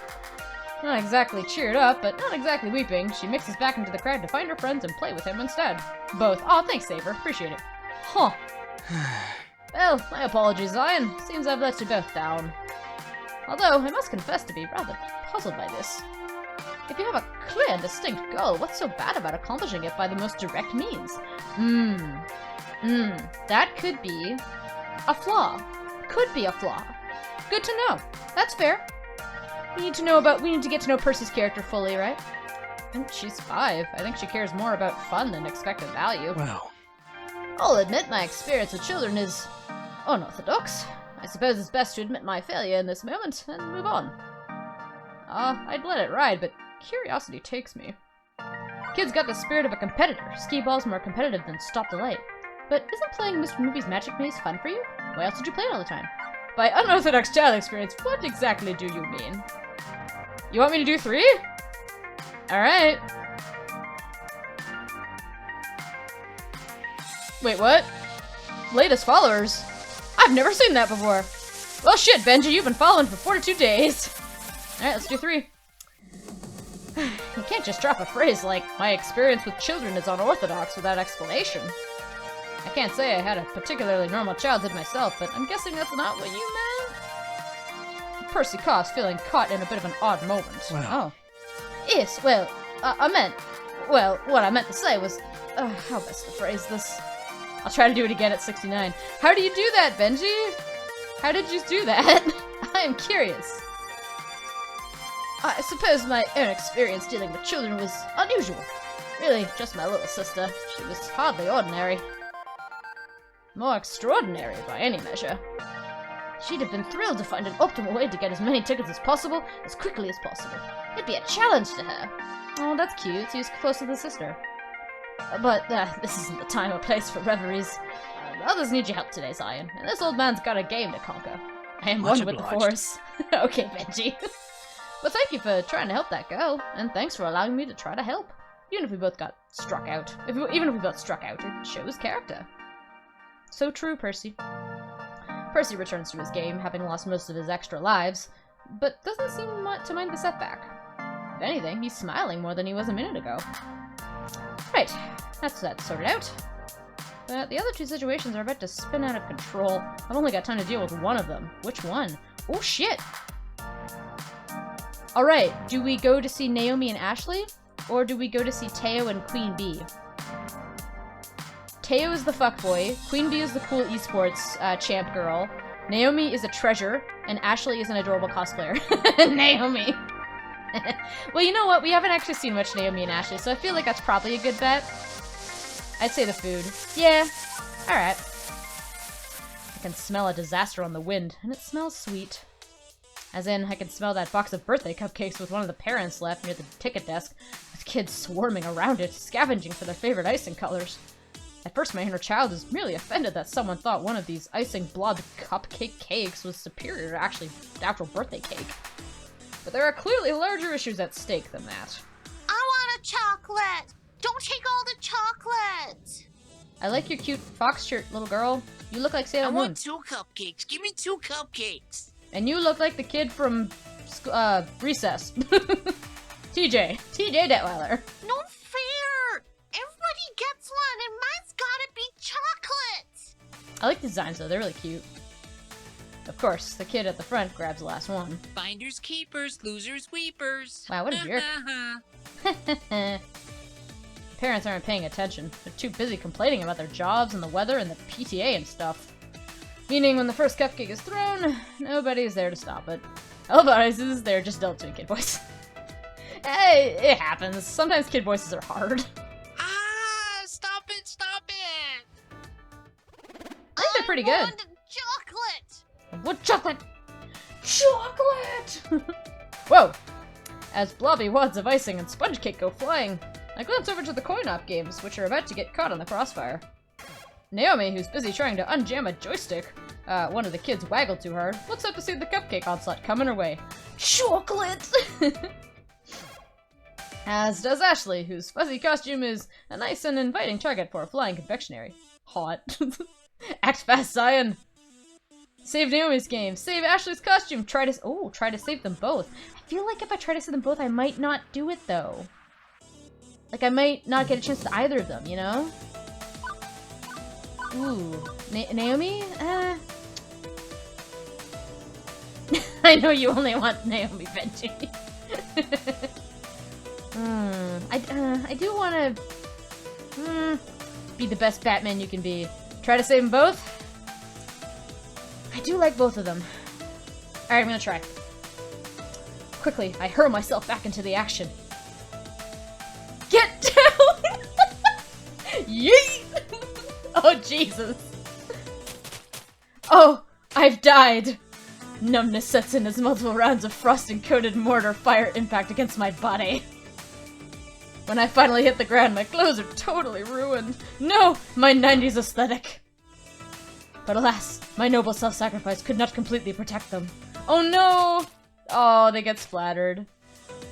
Screenshot that, I will. Naomi seems to get the idea and shields the game with her body. A few stray cupcakes that missed me hit her, but otherwise no damage done. Ashley takes a few shots, unfortunately, but it could have been worse.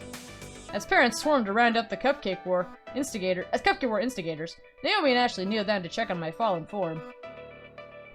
Zion, are you okay? Oh my! Could be paralyzed from the neck down. Zion, blink once if you're paralyzed, blink twice if not. I'm not paralyzed. Oh, hey, you can talk. That works too. Naomi helps me to my feet, although I have to be careful not to mingle my icing with her icing in the process. Oh. Is that a euphemism? Ugh. Days like these, I'm glad I wear an apron. Ugh, cupcakes are food, not fashion. Hot. Poops. Colored icing is just the worst. I think I can get these two out with some club soda, fortunately. Guess they got all of us, huh? But Zion, worst of all. You know, that was super selfless of you, trying to save us from the splatter. Speaking as a floor attendant, you score a silver medal. Too hot for Twitch. Despite all of us ending up splattered a little, they seem to be in good spirits. I should try to keep that rolling. Shit, alright. My cupcake food was not strong enough. I must now go meditate under a waterfall and train for 10 years. That'd be fun.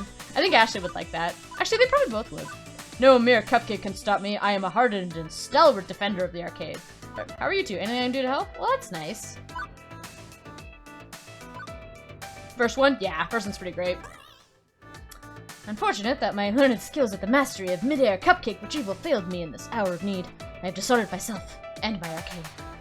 I must train for 10 years, during which I can let the shame of this incident drive the fire in my soul to greater heights of cupcake defense. Just have Ashley daydream up a training montage for you. Same effect, but saves a lot of time. I am at your disposal, although my screenwriting fees are industry standard if you want the full Ashley treatment. Anyway, thanks Zion. That was a complete mess. But I guess it could have been more of a complete mess if you hadn't done that. See ya! I'd better get back to finishing this joystick. You should clean up and get back to it. Also, the party's still going. Good luck! Yeah, good luck, and hey, good work. If you'll excuse me, I need to go clean up poor Pinky a bit. Bye Ashley, I love you. Bye Naomi, I love you too. That could have gone better, but also could have gone worse. Much, much worse. More importantly, I kept their spirits up. Even Ashley, who has to clean icing out of her fuzzy felt, came out of it cheerful. With a brief nod from Gavin, I snatched one of the official Funflex t-shirts to replace my cupcake top. Nerd! After a few minutes in the bathroom to change and wipe icing off my pants, I'm ready to go again. 2 problems in the can. Okay, cupcakes and tickets sorted out. As for that angry shouting parent by the driving games, oh. Uh-oh. Looks like they went home. Problem solved? But the boy she was shouting at is gone too? Hey Zion, you missed the fireworks, but I don't mean my dancing. What happened? Queen Bee glances back briefly in the middle of playing some samurai-based fighting game. Oh, some fruit was screaming at this kid for no good reason. Eventually the parents got into a shouting match. Teo talked them both down and they decided to bail on the party. All I did was point out that we were right next to a donut shop, frequented by some very well-read cops. Drat. I was hoping to cool things off so they could keep enjoying the party. Don't sweat it, gal. You did good work out there. Why does this dude look like he belongs in Cyberpunk? Saber, my eyes have been opened. He does, doesn't he? That's really funny. Yeah, I saw that impromptu cupcake shooting gallery. What a mess. And those stolen tickets? Man, kids can be jerks, but you gave it your best. You're looking pretty run down, though. Why not take a break? I have a solemn and sworn duty to bring peace to my arcade. Fuck that. Go take 5. Well, truthfully, I am pretty worn the heck out after all that.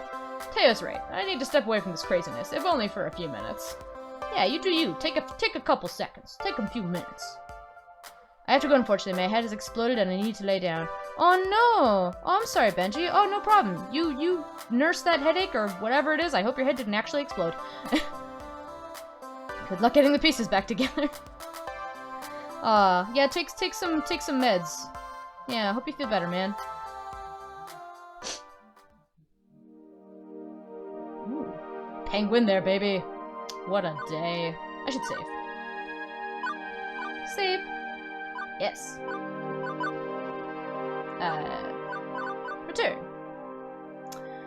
Quirky coworkers, die-hard pro gamers, volatile kids getting into volatile situations. I'd say it's a recipe for wackiness, or some such cliche. But nothing's an easily dismissed cliche when it's happening to you directly. Frankly, I'm exhausted. Have a few walrye for the road. Wait, huh? Walrye?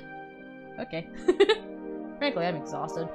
I dropped down into one of the cheap folding metal chairs in the employee break room, groaning and rolling my head back to try and work the kinks out of my sore shoulders.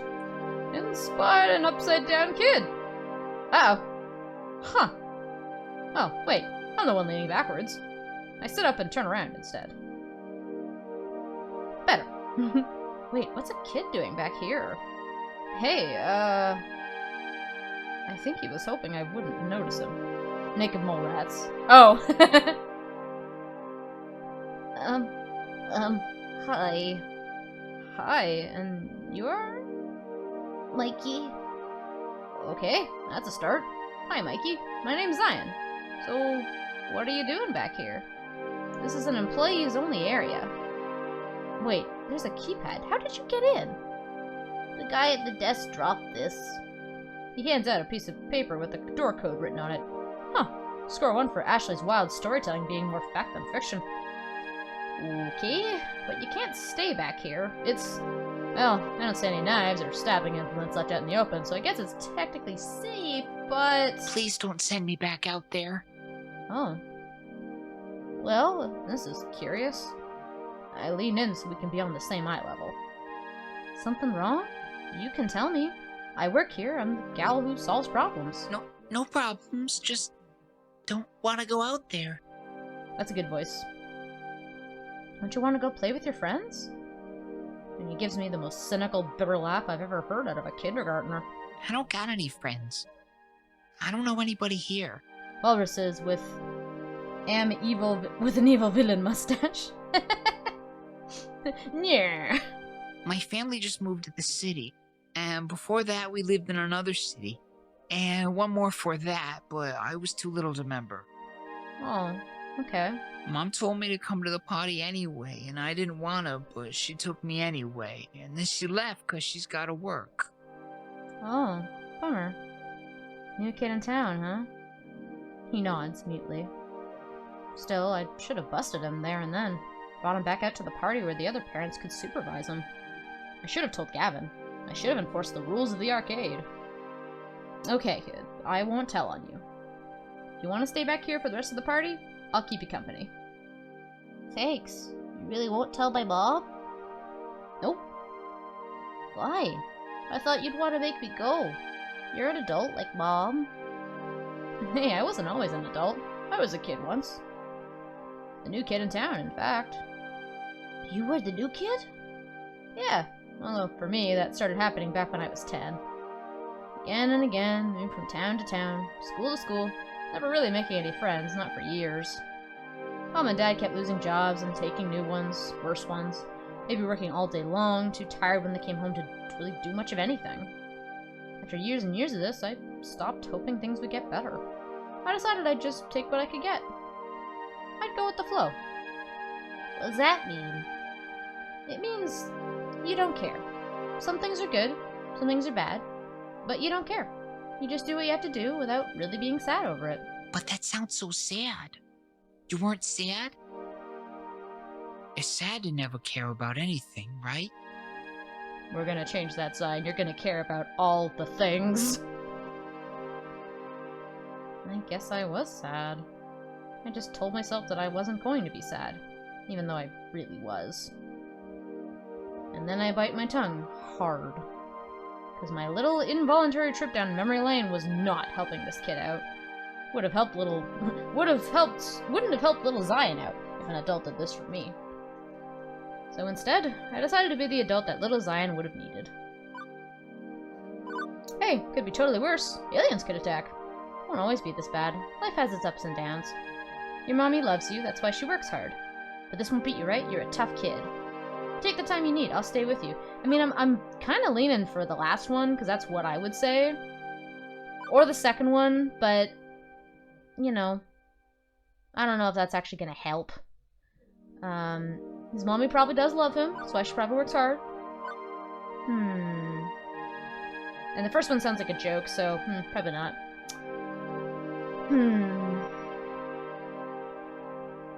Well, it's like I'm talking to myself, right? So what would I tell Zion? Probably you take the time I need. Yeah. You know what helps me when I'm sad? Peace and quiet. That's why you came back here, right? All the beeps and boops, the kids laughing, all the craziness. It's too much. But that's okay. If you need a quiet moment, I'll be right here with you. Okay. We sit there in silence for a time. I flip through my phone, but only half-heartedly. I want to be ready for if he wants to talk. For a few minutes, he's okay, tugging at his shoelaces and looking at the floor. I don't know what to do. Everybody's having fun. I don't know how. I don't know how to make friends and have fun. I can't even try. I just mess it up. It's tricky, that's for sure. But there's a good thing about going with the flow, too. It's not always sad. Think of it like... Okay, imagine a cup of water. Huh? A cup of water. What happens when you pour it into a bowl? Is the water still shaped like a cup? That's silly. It's bowl-shaped. Exactly. People can be like water, too. You know how to be quiet and peaceful. Now you just need to know how to flow. Watch the kids out there. Watch who they talk to. Listen to what they talk about. And when you hear something you can talk about, when it looks like they want to talk and have nobody to talk to, that's when you can have some fun. I promise you, some of the kids out there are just as sad. They want to have fun, and they don't know how. You could be the friend that they need. And Mikey's smiling. Not a big goofy grin, not the high of happiness, just simple understanding. If I were water, I'd float upstream. I smoke Ken. How you doing, man? Hope you're doing good. We are cheering a little child up today.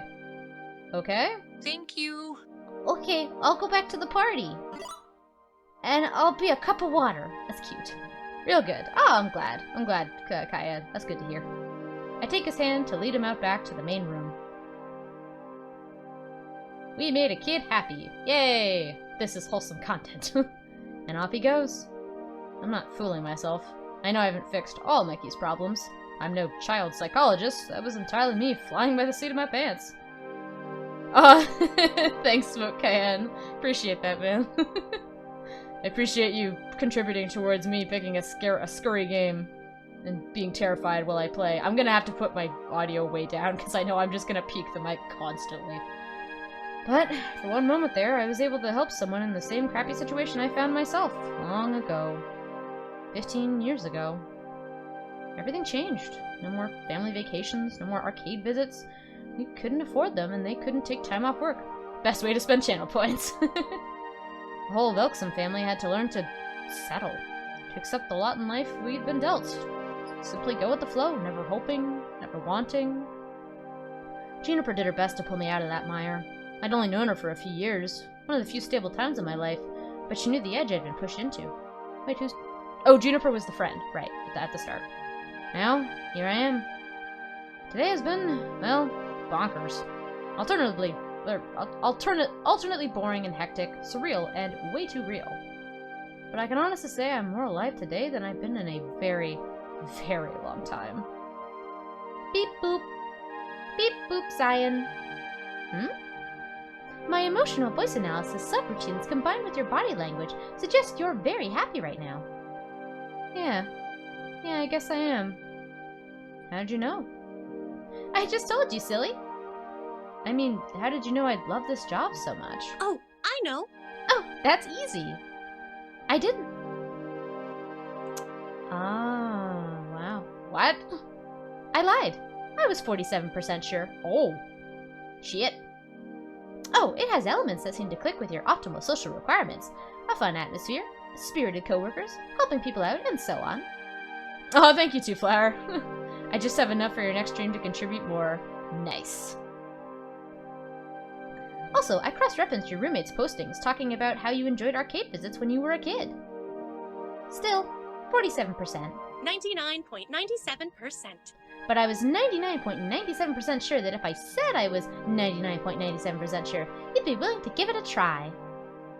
Another thing to thank Juniper for, I guess. You're a very weird little app, you know? Hooray! I try to be. Aw, I like Iris, she's cute. Hell yeah.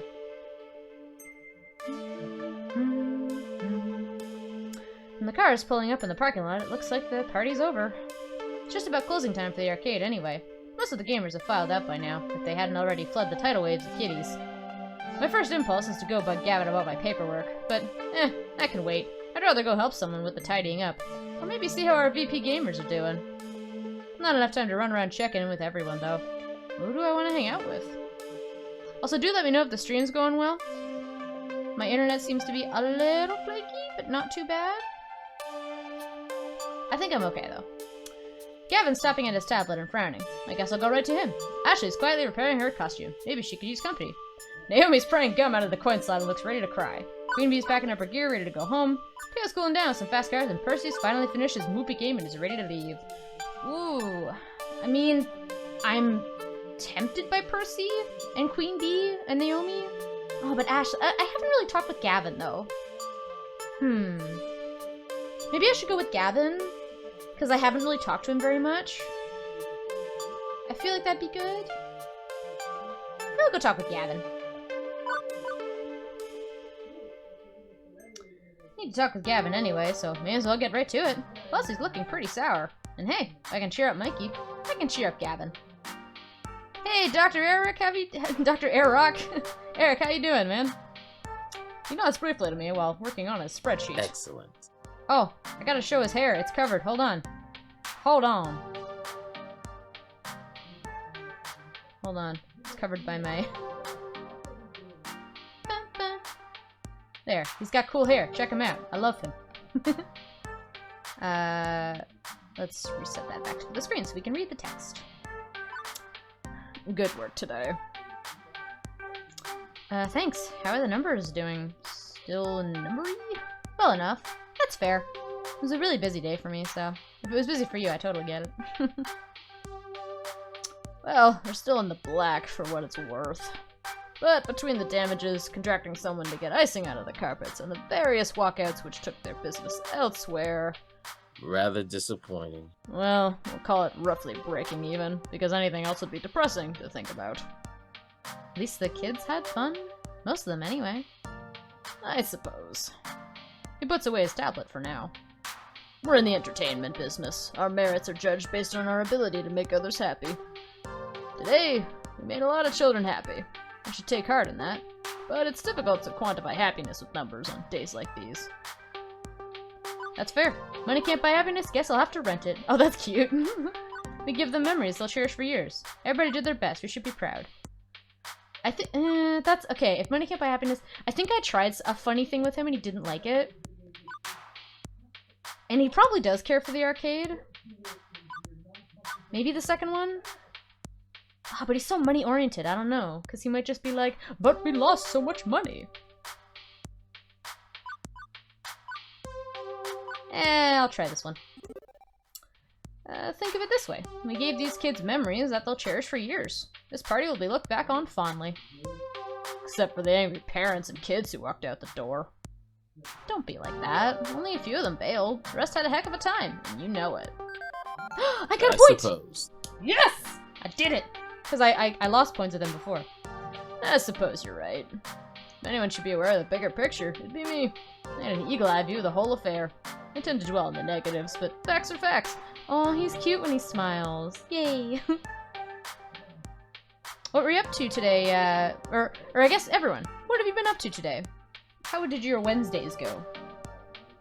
I worked from basically 8 o'clock a.m. until 6:30, and I hated it. But I'm happy to stream.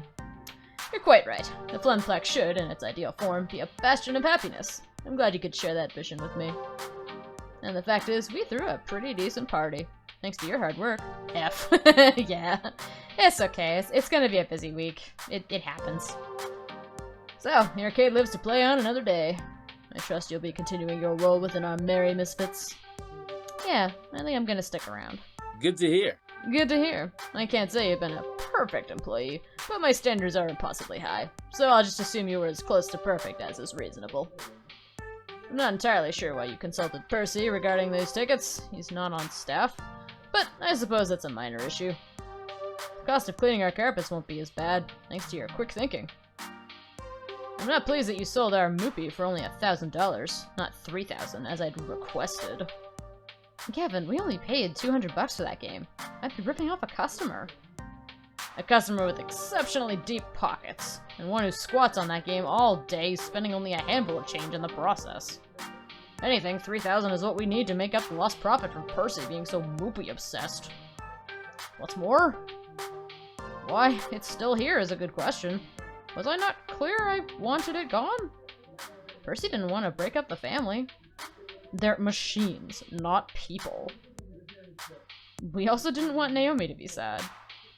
Yes, well, Naomi needs to learn to let go, I'd say. Installed a mural at a school and did some designing, just finished an hour or two of webcam MTG. Oh, cool! I didn't know you played Magic the Gathering, that's cool. That's really cool though, you did a mural at a school. Nice. So, I'm curious, like, how did you get into that, into your work there? Like, that just sounds so cool. Yeah, just EDH. I don't know what EDH is. do let me know. I don't know too much about Magic the Gathering Online. I've played a bit of Magic, but not too much. Ahem. Are you giving out our poor little Zion a hard time, Gavin dear? Miss Francine, I thought you were napping. Let's be sensible. Naomi's dream matters too, as does the dream of Percy, that poor fellow. Poor? Isn't Percy stinking rich? Everyone has a dream they're chasing. Gavin, I know you mean well, wanting to keep everyone's dreams afloat, but sacrifices made in that name would shatter the dreams of others. Well, I don't want to interrupt your commentary, though. Oh no, that's fine. We're just here to vibe. That's not what the Funplex is all about. This is all gonna be dialogue anyway, so you just can interrupt me anytime. Zion, you understand, yes? The reason why? Why am I here? That's the question she asked me during the interview. Now, I think I understand. I didn't really know why I was here when I walked in those doors. Maybe I still don't. But this is the kind of place where you can learn who and what you are and why you're here. Naomi's here to care for her cherished games. Percy's chasing his dream of a high score. And I'm here because I'm tired of compromising. Tired of settling for whatever I can get. I want something more out of life. You know, we're better than this, Gavin. We don't settle. We seek our why. We won't settle for anything less. I see. Apologies. Zion, Miss Francine, I apologize. Oh, thank you for contributing, Dr. Eric. Everybody wants me to play a spooky game, and I am scared about it, but it should be good. I'll find something that's significantly scary and that my computer can handle. It's difficult to balance my idealism against my realism some days, but I know in my heart I need to err on the side of idealism, even if my mind screams in protest. I can assume you're still keen to work here, Zion. I don't even hesitate before replying. Absolutely. Gavin fetches a nearby short stack of forms. Billy's out tonight. Hand them in to me first thing in the morning. And welcome to the Funplex. Oh, he's cute. Bye, Gavin. Welcome to the family, I'd say. I'm sure you'll fit in just fine, Zion. Bye, Francine, I love you. You're the coolest grandma. One bus ride later, and it's home again. Home again, jiggity jig. Juniper! Juniper, already home from work, bounced over eagerly to interrogate me on my day. Hey. So, how'd it go? It went well. Well or well? Really well. Your little app came through, despite being terrifyingly omniscient and just a little bit unnerving. You forgot to mention adorable! That's wonderful! I'm so glad to hear things worked out. And you even came home with a smile, like you were when you were lifeguard. Huh. I guess I am smiling. Interesting. By the way, there's just one teensy-weensy little question I have for you. Why exactly did you order a giant crate full of pizza bagels? Juniper. The correct question is, like, why wouldn't I? That's goals. Oh. It just feels awesome to be able to decorate people's workplaces with cool art all day, I guess, and also naturally flows out of graphic design degree. I love your new profile pic. Aw, thank you! Pizza bagels! Nice. That's cool. Yeah, I get that, Smoked Cat. Like, I'm not on the artist side of things, but I work in arts administration, so it's always really cool to, like, at my workplace, we have a bunch of artist tenants who, like, they work with the city to do a bunch of really cool murals and stuff. I mean, all the art is gorgeous. Like, it's really cool. So it's really nice to have that. And that's something that I kind of miss. Like, if I wasn't working from home, I do kind of miss being surrounded by just all that creativity. Because, I mean, there's only so much I can do in my room. Like, I've got, what, maybe 2 posters? Sounds dope! Yeah! No, it's fun! I do, arts programming for a non-profit organization. We're over in Kitchener, actually. Yeah. I do programming, and we have tenants and stuff, and they're super cool. Sounds dope. Did I neglect to mention that part of the terms and conditions? On the plus side, I know what I'm having for lunch tomorrow. Oh! Terms and conditions. I have to order 1,000,000 pizza bagels. That's the payment for Iris. That's awesome. Pizza bagels! I love it. Wow! That's level 1. Nice!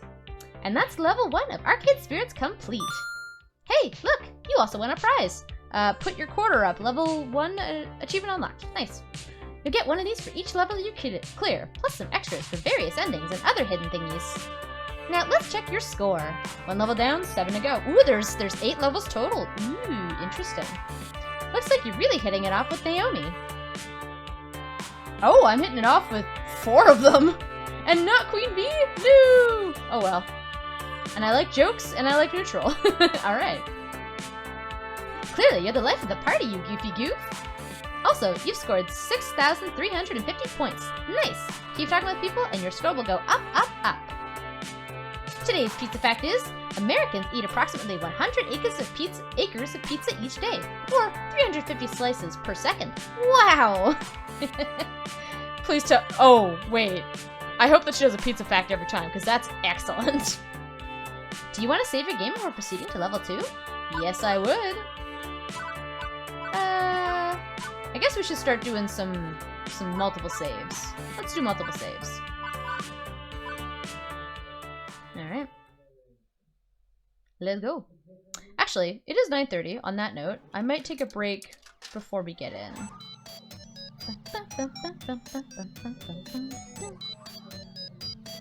Are these true facts? I hope so. Level 2, Chasing Ghosts. I need more pizza trivia. You check out the Twitch channel Video Game Pizza. He loves talking about pizza. Alright, so it is 9:30. I think I'm just gonna take a quick bio break. I'll do maybe like a 60-second commercial or something.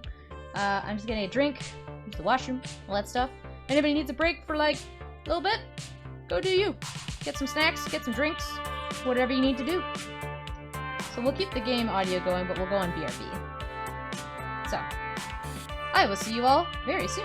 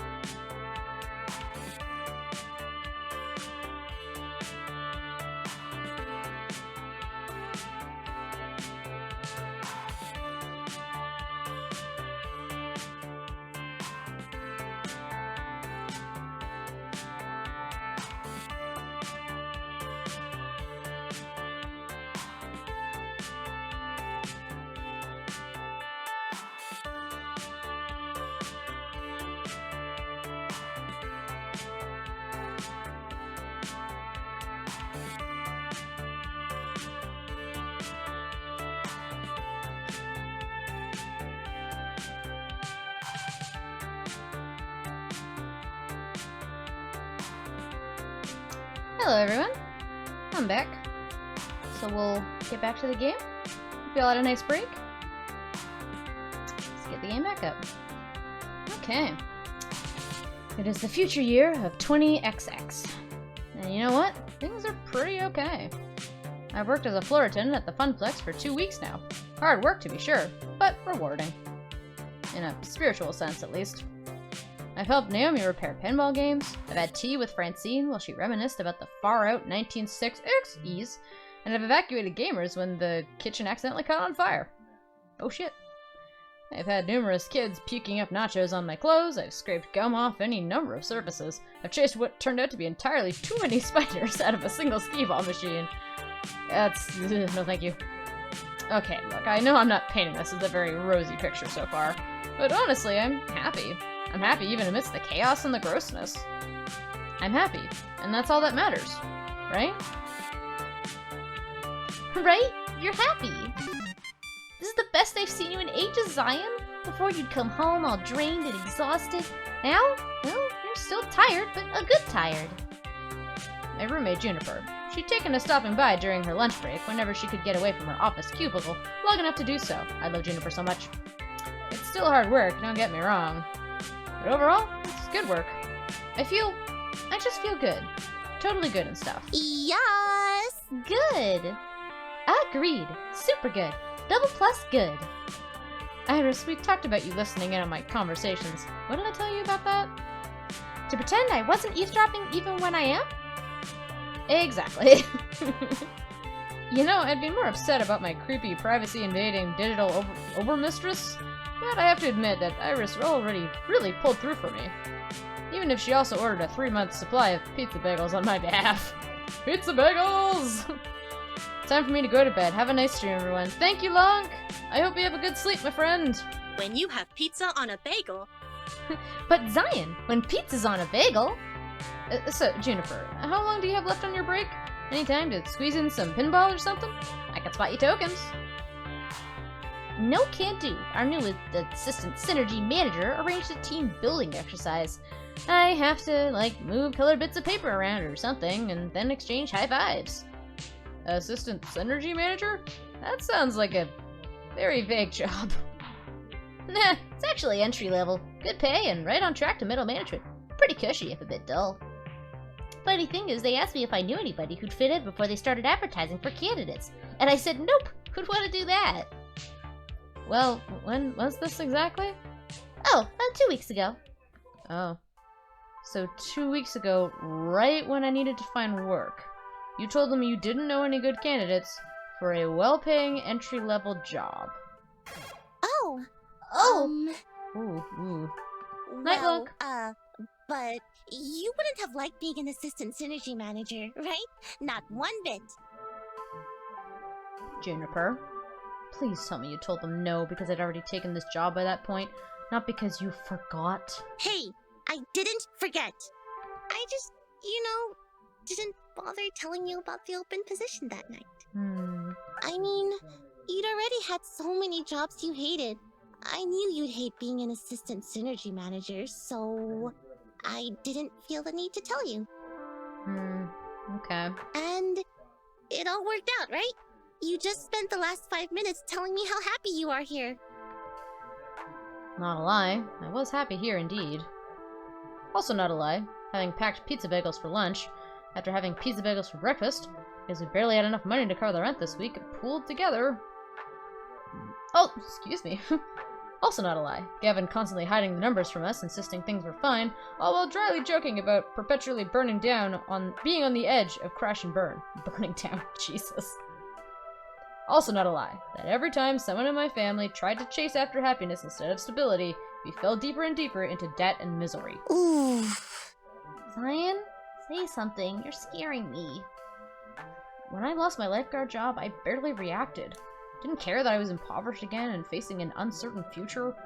I guess one of the nasty side effects of no longer going with the flow was no longer being numb to the reality of your situation.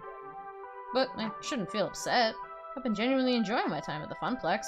I don't need some grand reason why when I feel this good deep down inside. I have no right to be angry or upset at losing an opportunity at a safer, more stable future. Right? Ooh. It's okay, I'm where I want to be. It's okay, everything is fine. It's not okay, why didn't you tell me? Harsh truth. Ooh. I mean, I think it would have been good for me to tell her, but I don't want to hurt Juniper, though. She's my friend.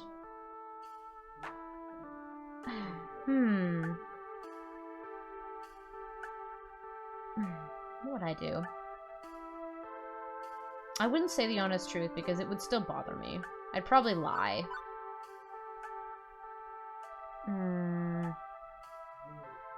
Why didn't you tell me harsh truth? If it's okay, everything is fine.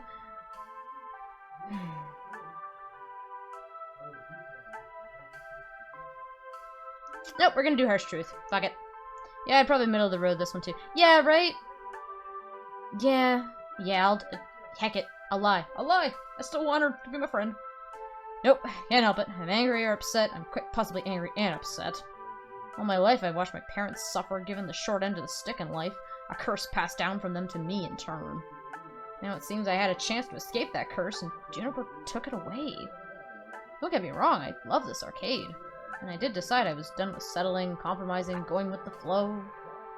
Would it really be settling to not have to eat pizza bagels for lunch every day? Couldn't I swallow a boring job if it meant not constantly worrying? Still, there's no need to freak Juniper out over this. As always, she did her best to help me. Getting mad at her won't change anything for the better. It's okay, Juniper. You were right. I'd have hated that job, and things are great here. Oh, good. You were kind of freaking me out. Trust me, it's the right decision. You'd learn to loathe working at my office, like I do. I wonder if there's something else behind here, but we will see if we uncover that. I mean, sure, the pay is good, and you get solid health insurance, and paid vacation time, and they have Juniper. a sweet coffee shop right in the lobby. Juniper! And these really great chairs that support your lower back, like $1,000 chairs from Sweden crafted by master chairsmiths. Juniper, you're not helping. Juniper, I said it's fine. Everything is fine. Everything's fine! Right. Forget I said anything. Please forget I said anything. Well, Everything's I fine! Yeah, too far. So, I gotta get back to the office. Have a good lunch, okay? I can feel the distant rumble of a frozen box of pizza bagels taunting me from the recently repaired employee break room. Yeah, okay. And you have a good rest of the hours of your day, yeah? Oh! So true, Saber. So true. Yeah. Oh, she's not happy. Well, I feel awkward now. Could she tell I was lying? I really, really hope not. Man, she needs to stop saying things. Starting to think it's on purpose here. Yeah, Juniper needs to stop. I don't want to dump any of my misery on Juniper. Or on anyone, really. I gotta learn to swallow this down and not let it affect the people around me. What I need right now is a distraction. And frozen pizza bagels are most certainly not it. But outside, you're like, everything's fine! My pocket money is really simple. Also, that's a really cute emote, Spell Saber. Who is that? UCPESM Rage. I love it. But I think I need to step out for some fresh air and treat myself to a better lunch than that. And hey, maybe some company, too. Nice and distracting, talking to someone about anything other than this. Let's see, who's available? Percy, Queen Bee, Teo, and Ashley.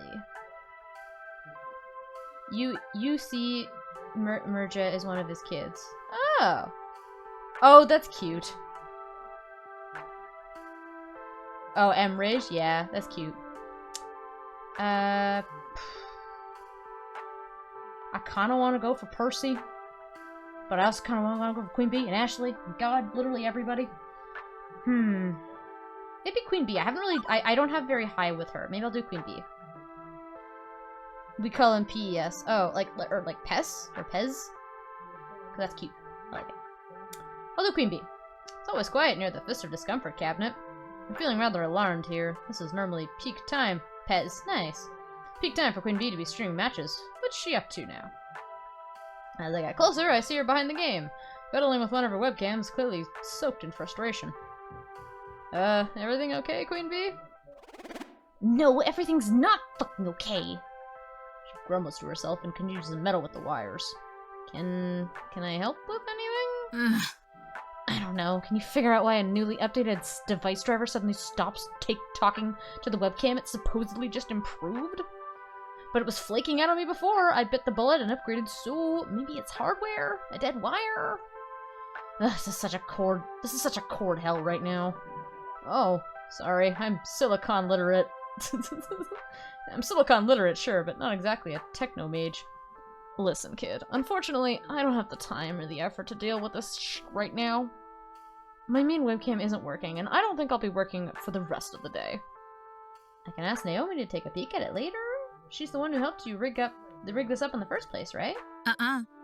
Ugh, I can't wait that long. I've got matches to stream. I need it working now. Well, how about you take your mind off it for a while, then? I'm about to go on my lunch break. Care to join me? Queen Bee's whole demeanor relaxes a bit when I mention mealtime. She sighs heavily. Fine. You're probably right, kid. Maybe not staring at wires for a bit will help clear my head. Maybe even help me sort the mess out myself afterwards. I want to go to Whole Story. Get me some sugar. I mean, I'll give you some sugar. Want to go to Whole Story with me? The bookstore? Do they have food there? Do they have food? You are too funny, kid. Of course they have freaking food. Best coffee and donuts in the world. And I'm fucking famished. Let's go already. I love her so much. Before I can even lament about eating my pizza bagels I brought, Queen Bee is dragging me out of the arcade. I sigh reluctantly give in. I am totally for going on a bookstore date to get some donuts and coffee and just read books. That sounds like a great date. It's probably for the best anyway, after what I dealt with this morning. I deserve to give myself a little treat. Probably won't even admit to myself, but I'm totally getting sick of those pizza bagels. Despite coming to this little strip mall for 2 weeks, I hadn't actually visited our neighbors. Mostly I did whatever needed doing. Took orders from Gavin, lent a hand to Ashley and Naomi, things like that. Whatever the job happened to call for. No more, no less. I couldn't stay between a part of any community outside the immediate circle of my coworkers, whereas the others visited Whole Story frequently. Check out that web sub. Queen Bee leads the way into a shop that smells strangely of dusty old books and sugary sweetness. Oh, that sounds like a great combination. It's so cute! Oh, I miss cafes and bookshops. And, oh, I miss this. This reminds me of a cafe near my university, like the university I went to for my undergrad. It was so cute like this. It had like sweets and magazines and just books you could just take and read. Oh, it was so cozy. I don't think I've ever been in a little independent bookstore. You haven't visited the local web sub? I have not. I hope we go in-game, because that would be great. Or a bookstore at all, for that matter. It's 20XX! Who buys books in bricks and mortar stores anymore, anyway? I mean, that's fair, but you gotta. I remember going places. I remember when life was fun. Oh man, there was one like this up north, and it was a wonderful place. Oh, nice! Like, how far up north? Like, hours of driving distance? I love like local book stuff. There was a bookstore near the same university that I went to for my undergrad, and it was literally like you walked in, and it was just stacks and stacks of books. They were organized to a sense, like they were like fiction, you know, or alphabetized. You know, they had an upstairs where you could go up and get like textbooks and stuff. But it was just like you were just surrounded by stacks of books, and like it just smelled like so good, like just old books. It was really good, and it was owned by this elderly couple. They were the sweetest people ever. They gave discounts to students. God, I would go to that bookshop again in a heartbeat. For me, I mean like up at the top of the mitten, so like 3-4 hours. Oh, okay, gotcha. Sorry, I forget up north is a Michigan vacation spot and not Universal. That is fair. But despite the subdued atmosphere compared to the arcade, there are customers present and accounted for, sipping coffee, reading old tomes, and yes, munching donuts. Queen Bee secures a tiny table for us before directing me to a bar. Hang on, what the heck is up with this menu? It's organized by the Dewey Decimal System? That's adorable. I'll take a Frank Herbert. I'm paying. Just got my stipend from L7 Gaming yesterday, and I feel like celebrating. I mumble out a thanks, trying not to make a big deal of it. Cash is tight, and boutique cafe pastries won't help my situation much. Ooh, are they the owners? Are they also gay? Because I hope so. They look cute. Fair middle-aged guys wait to take my order. Hey, I'd like one super sweet glazed chocolate sprinkle special surprise with orange juice. You know what? Surprise me. What's your favorite donut? Just a glazed and coffee. I'd probably go, you know what, what's your favorite donut? Because I'm not really much of a sweet tooth. Yes, gay books! Yes, Ox. How you doing, Ox? I hope you're having a good day. Hey, what's good? What's your favorite order for the menu? One Terry Pratchett coming up, a jam pastry with Clatchy and coffee. Oh my god, a Terry Pratchett, that's great! The second fellow puts together my order and also drops a small paperback book onto my tray featuring a many-legged wooden travel trunk on the cover.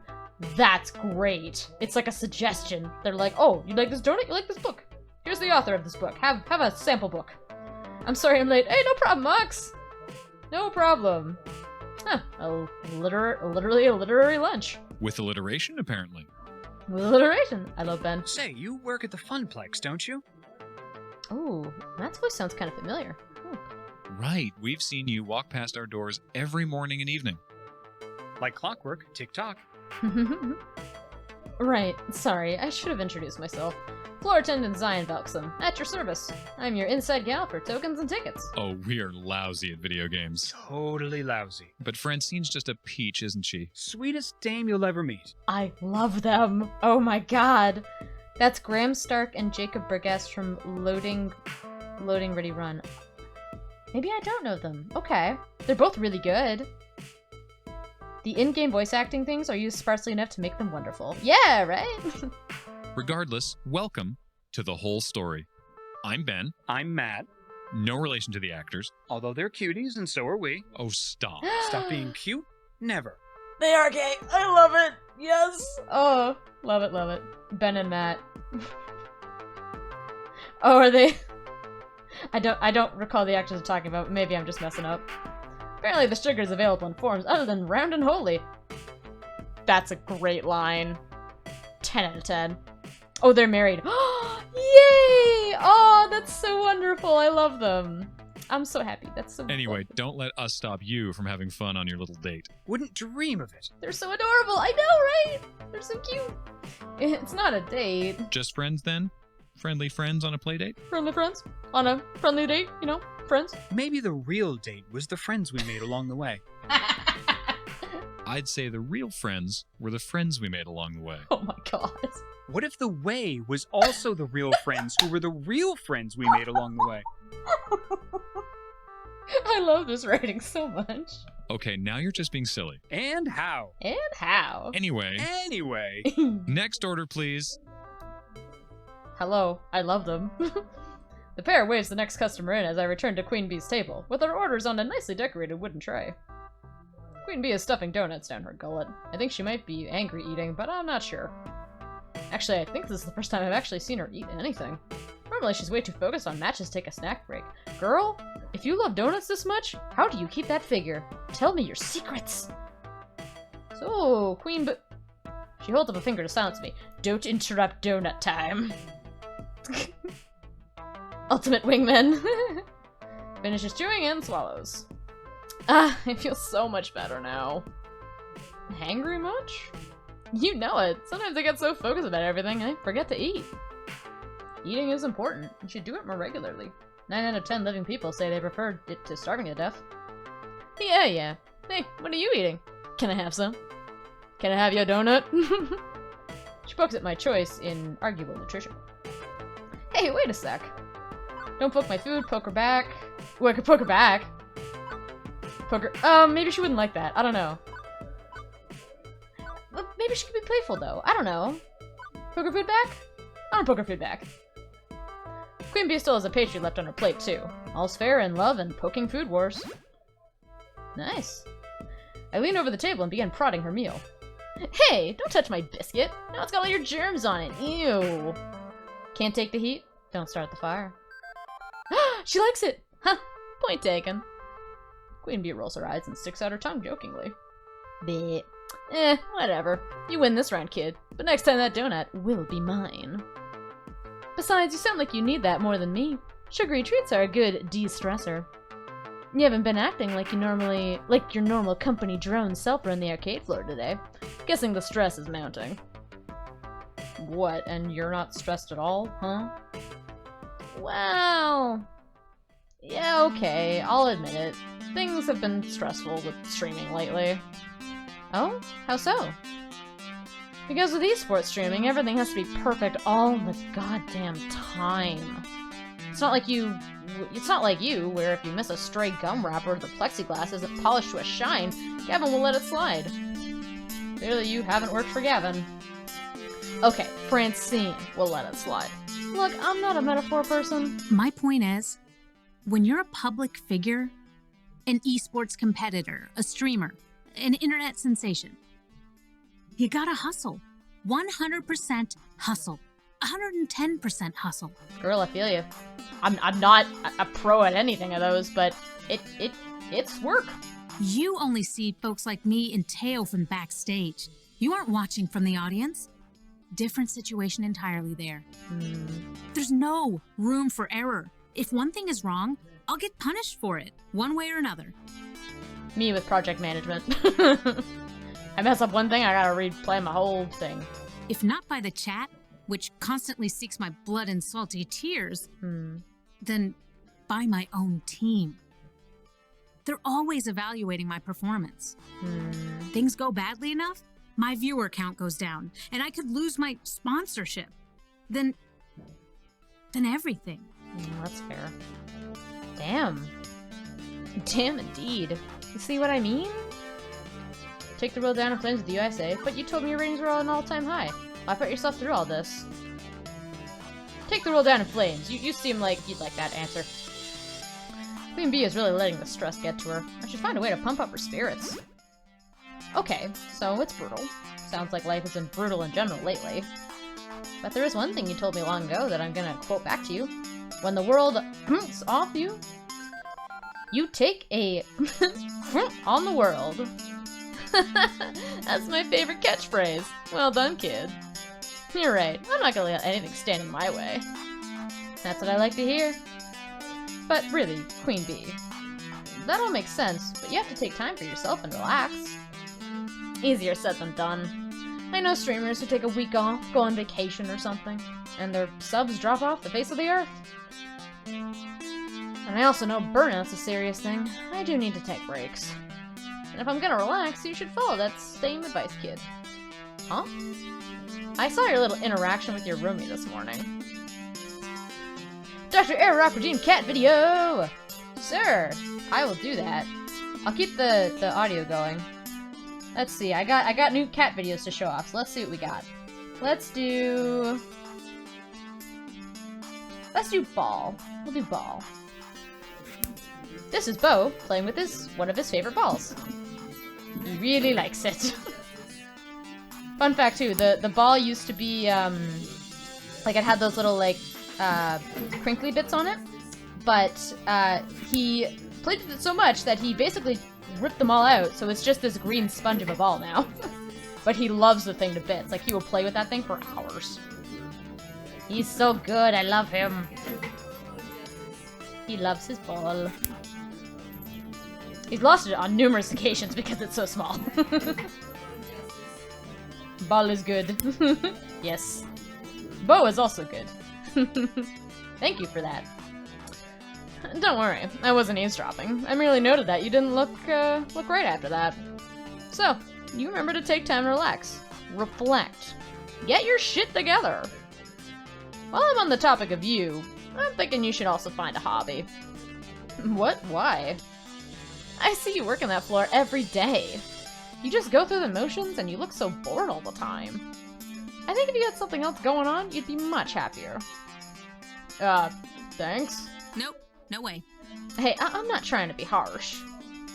Trust me, I used to be like you long ago, but I found my excuse me. I found my passion. And now look at me. Rising star of L7. I know you got something worth fighting for inside you, too. Use it. Well, this has gotten a little awkward and a little too right on the point for me to feel comfortable. Beep beep. Beep beep, lunchtime is over. And Iris with the best distraction. Time to get back to the arcade. I'll, see you back there, Queen Bee. She waves me off. I still have this last donut to finish, so I'll be back at the Funplex before you know it. She stuffs her face once more, and I gather my stuff and head back to the Funplex. That was a good date. Time for the afternoon shift. That's usually when things heat up after the quiet mornings. More kids coming in after school, more pro gamers rolling in with the crews. I'm headed back to my desk, ready to take care of what needs taken care of, when I'm intercepted en route. Gavin and Ashley! Hi, and Ashley. You're both back. Good. I was hoping to catch you before we left. Ooh, what's up? Hims is up. Okay. He is? Huh. Okay. Ashley, I'll bring the van around shortly. Zion, you'll be flying solo today. Hang on, what's happening exactly? Who's Hamza? Hamza is a game finder, an auctioneer, and gives next to no notice of when a new block of games will be going under the gavel, so we need to move. Ashley, Naomi, Francine, and I will be going to his auction for the rest of the afternoon, while you two run the Funplex. Well, only you run the Funplex. I can read. My first instinct is to nod and go along with it. Gavin's the law around these parts. But Queen Bee's words are still dangling away in my mind. Doing what needs doing is great and all, but maybe I need to step up a bit more. Plus, the idea of being trapped in here during our heaviest hours with no support was hardly appealing. Oh. Notice me, Gavin. Hey, what gives? I want in on this too. Let me tag along. You're trusting a Funplex to a newbie? I might burn it down. How about Ashley and I swap places and I come with you? Ooh. Ooh. You know, I'm okay with that. Notice me, Gavin Senpai! Yeah. Is there a reason it has to be Ashley and not me? Nope. Definitely not. He just needs muscle to help move games around. I've got muscle? Well, I've got a muscle or two. Just ask Naomi. I help her move games all the time. Bye, Ashley! I'm courting Gavin. Yeah. I feel like such a third wheel at those auctions anyway. Let Zion be the third wheel and let me handle the floor. I'll be the finest third wheel you've ever met. Trust me. I want to do more than what I've been doing.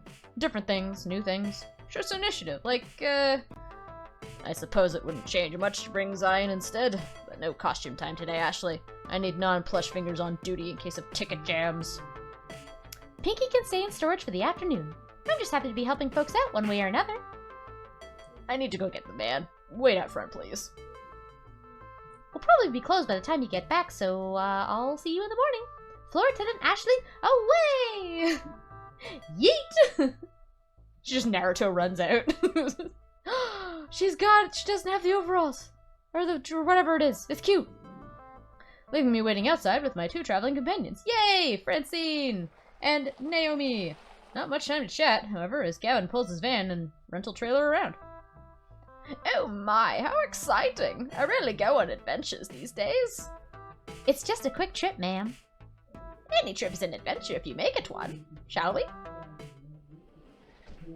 The four of us pile in and it's off to the highway. Woo! Let's go! Gavin, consulting a driving map on his phone, leads us out of the city via a series of weird turns and back into the roads. Oh, this image is cute. I love it. Trust me, this will save time in the long run. And the fucking mystery machine. I love it. Where's Hamza set up this time? On site at some abandoned estate just outside town. It's about to be torn down, but they found a trove of arcade games in the basement. Woohoo! So exciting! I love arcade raids. Arcade auctions. Raids. Auctions. You guys got an arcade English dictionary I could borrow? Francine, without looking up from her knitting, answers.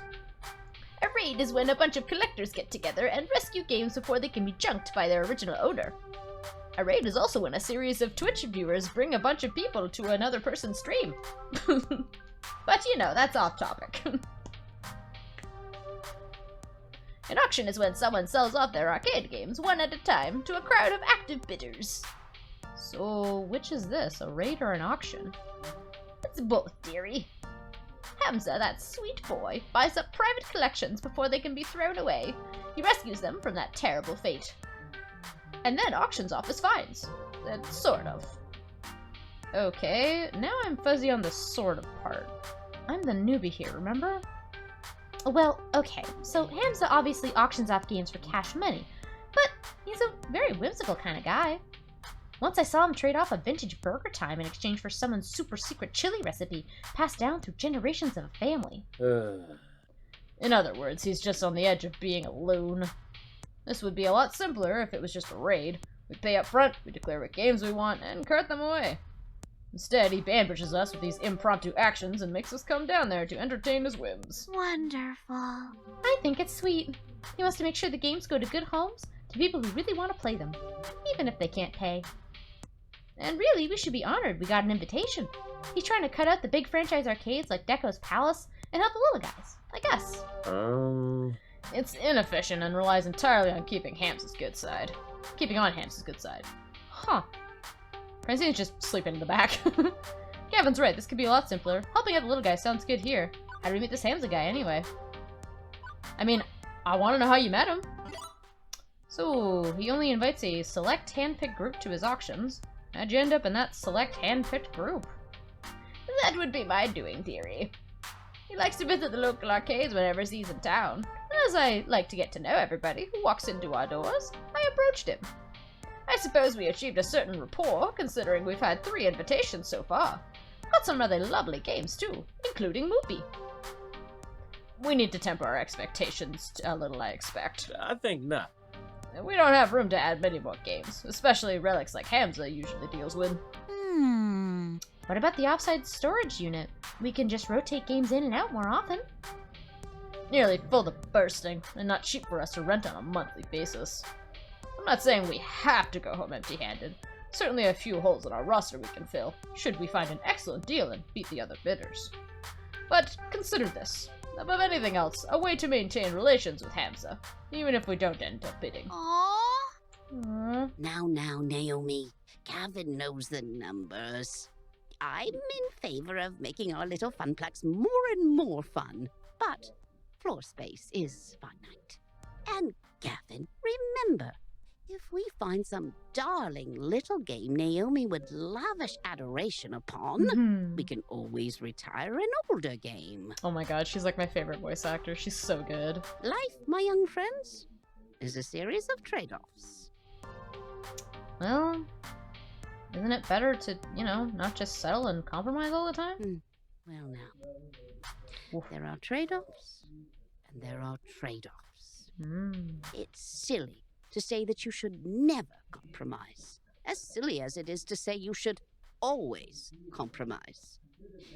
It's what you compromise that defines who you are. You're all so young yet. You've time to make mistakes in learning what trade you need to make. True. Unless you don't make rent on your apartment, or your stomach's growling.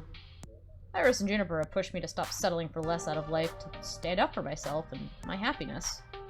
And boy howdy, am I starting to regret that trade-off. I mean, it's been good times at the Funplex, but... No, not the time for introspection. Work to do. New default topic diversion. The weather! Well, at least it's a nice day for an outing, right? Oh no!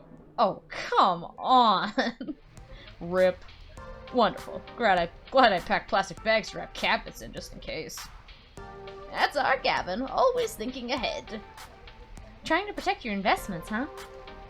From Hamza's invitation, it seems this arcade was largely abandoned and left to rot. I'd rather not add water damage to the ailments of the game's already suffering. It's so sad when we come across a wonderful game that's just ruined beyond repair. Most collectors show their collections a lot of love, but others just don't care. You find old games in barns, exposed to the elements, and falling apart. I suppose this is one thing we can easily agree on. It's important to take care of your games. For the resale value, you mean? A broken game's no fun to play with, and it's a shame to see a classic in terrible condition. Consider pinball. Pinball games are very prone to breakdowns, particularly older ones. To experience them in their glory, you need to show them care. Even beyond a busted game earning no quarters, feels like a waste to allow an enjoyable game to lie fallow. A waste of true potential. Good point. Glad to see these two getting along better, even if Naomi keeps preemptively attacking them along the way there. With the rain pounding down on the van roof, conversation gets a bit difficult. Gradually, everybody resumes fiddling with their phones, knitting, or driving.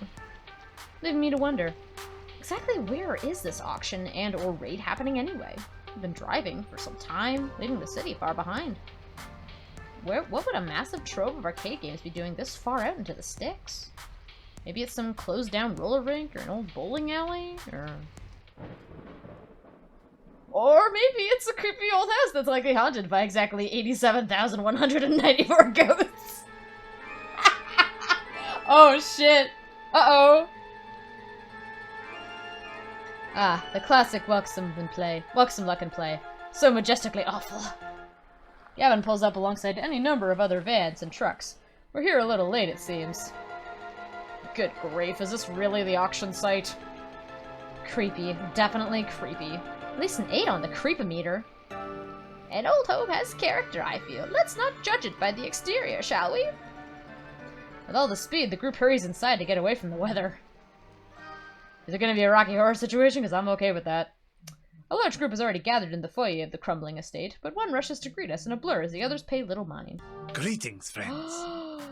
I love him! Hello, Hamza! You're really awesome, I love you! Hamza welcomes our friends from the Funplex. Welcome, welcome. I love you so much, you're so cool. Gavin, stalwart as ever. Naomi, love what you've done with your hair. Miss Francine, a beauty surpassed only by your wisdom. Oh, fresh. And a new player, it seems. Who might you be? Zion Velksum. I see. Greetings to you and yours. I am known as Hamza, seeker of antiquity, finder of things lost, player of games. I love him so much. And welcome to, well, not my home, but a place where Hamza shall provide hospitality regardless. Kind of a dump, isn't it? Seeker of Antiquity? 198X is antique? Thank you for your gracious invitation. I mean, the first two seem like kind of snarky answers, to be honest. So maybe I'll do... Well, no, maybe we'll ask him. I was unaware Reagan-era amusement machines were antiques on par with the Turin Shroud. He likes it! You have fire indeed, but I'm not gonna try the accent, so... You have fire indeed, but rest assured, many a holy grail may lurk in the arcade below. You may even find your own relic of a holy nature by Eve's End.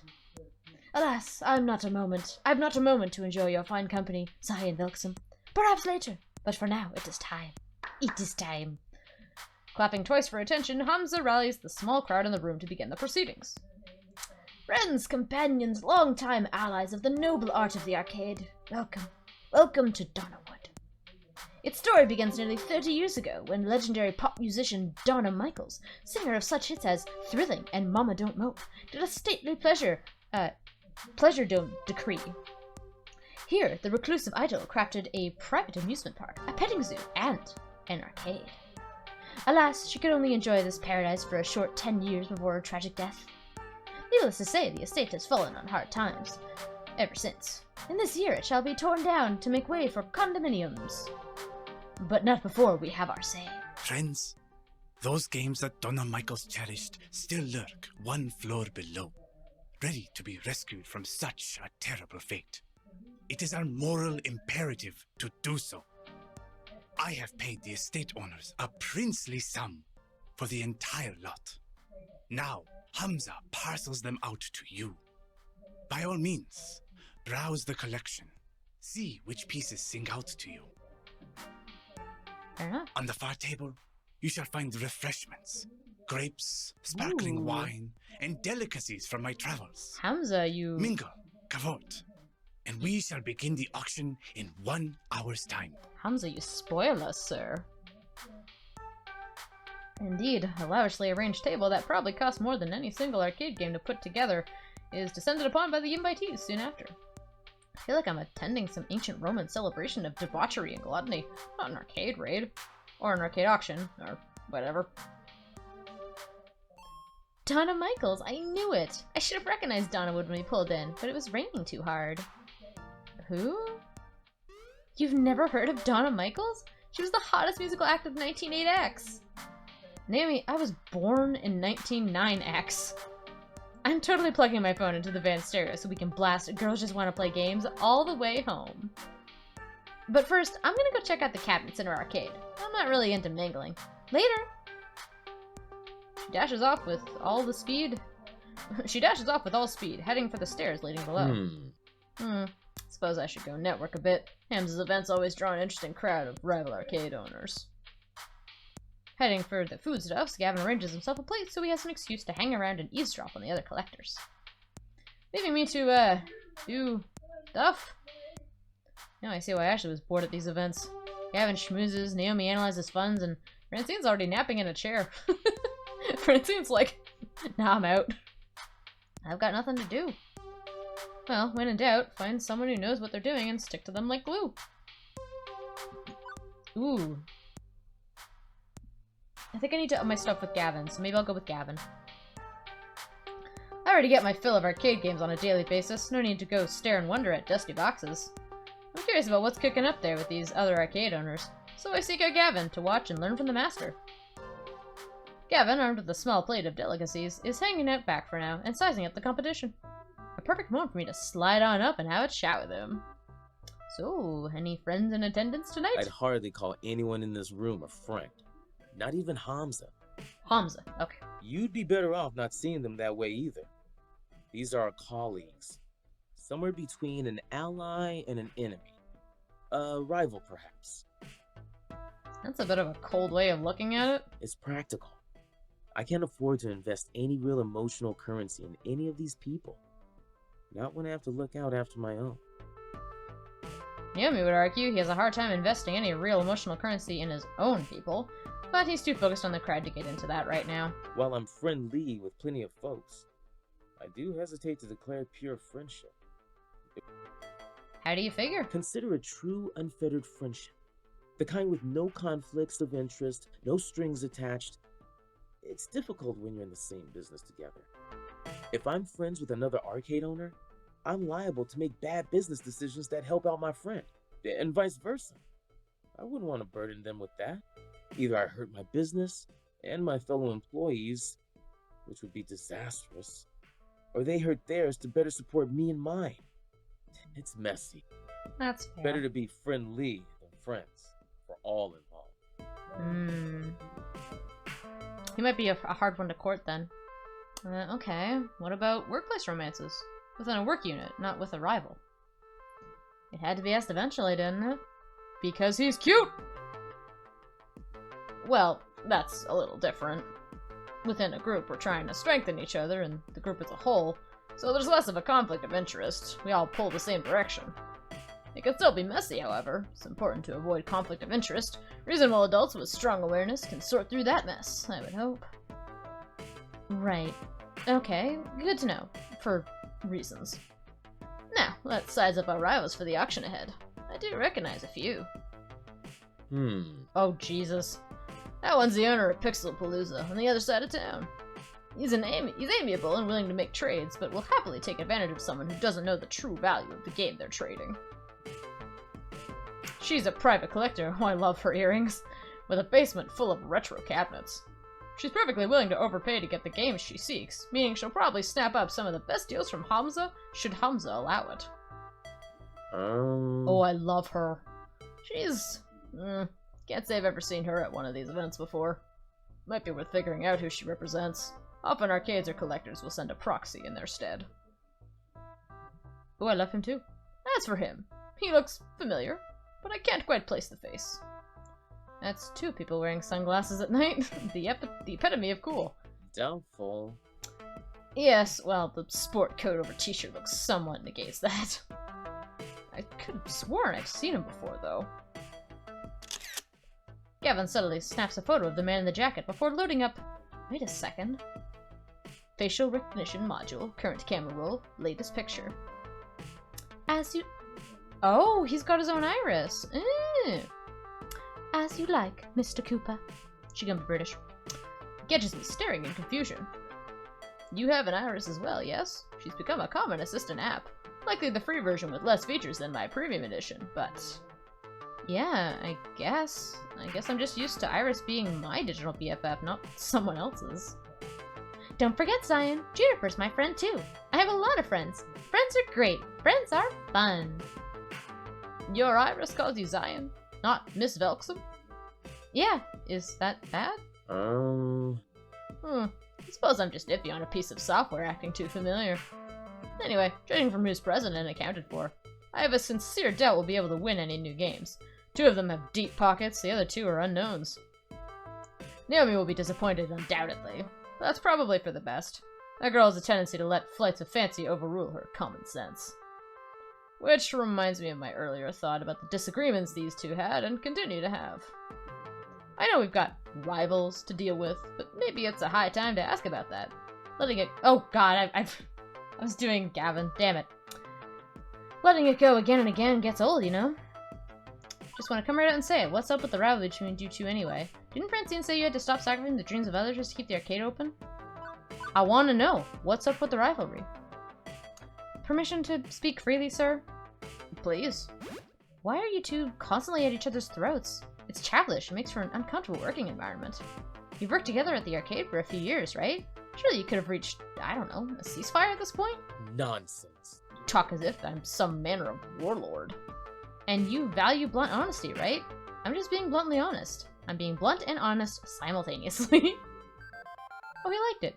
I see. I suppose I can appreciate that. I would argue that we have established common ground between us, the arcade itself. I am well aware that I can be cold or distant, that my desire to protect Naomi's dreams sometimes leads me to think I need to protect that dream from itself. Believe me, if we had the resources, I'd be happy to buy Naomi all the aging cathode ray tubes and joysticks she desires. Rather disappointing. I don't enjoy trying to bring her down to the hard reality we live in. I don't enjoy the hard reality we live in, for that matter. But the Funplex is very low tier, as arcades go. Even some of the private collectors here have larger, more impressive arcades than we do. So until that day, our fortunes turn skyward, I'm afraid I'll need to play the villain for Naomi's sake. I care too much for her to do otherwise. What was it? Apologies. Oh, okay. Better she hate me for what must be done than hate me for letting it fall apart. I can't say I want to be hated, but needs be when the devil drives. Till I can have filet mignon for lunch every day instead of pizza bagels? Until my traditionally horrible family luck turns around? My anxieties spike again, thinking about how thin a razor Gavin must walk each day. And we're all walking it right alongside him, aren't we? Oof. If Naomi getting one last classic game keeps my rent paid, you know, I can understand where he comes from, I guess. Beep beep, Mr. Cooper. Facial analysis complete. Profile number 108551 identified. Mr. Franco Sterling, buyer for Nostalgia Commodities Incorporated. I think not. No, that's not right. I remember that face, and he didn't work for a trading company. Think, Gavin, think. Where did I see him before? Iris, did Mr. Sterling work for Putter's Green Minigolf and Games before joining Nostalgia Commodities? Correct, sir. And who currently owns Nostalgia Commodities? Checking. Please wait. Oh my god. Yes. Yes, give me the elevator music. So, do we just stand here, or...? Scan complete. Nostalgia Commodities is owned by Deco's Palace, LLC. Oh shit. Wait, what? I thought that... Before I could even finish the sentence, Franco Sterling split away from his little mingling circle to come mingle with us.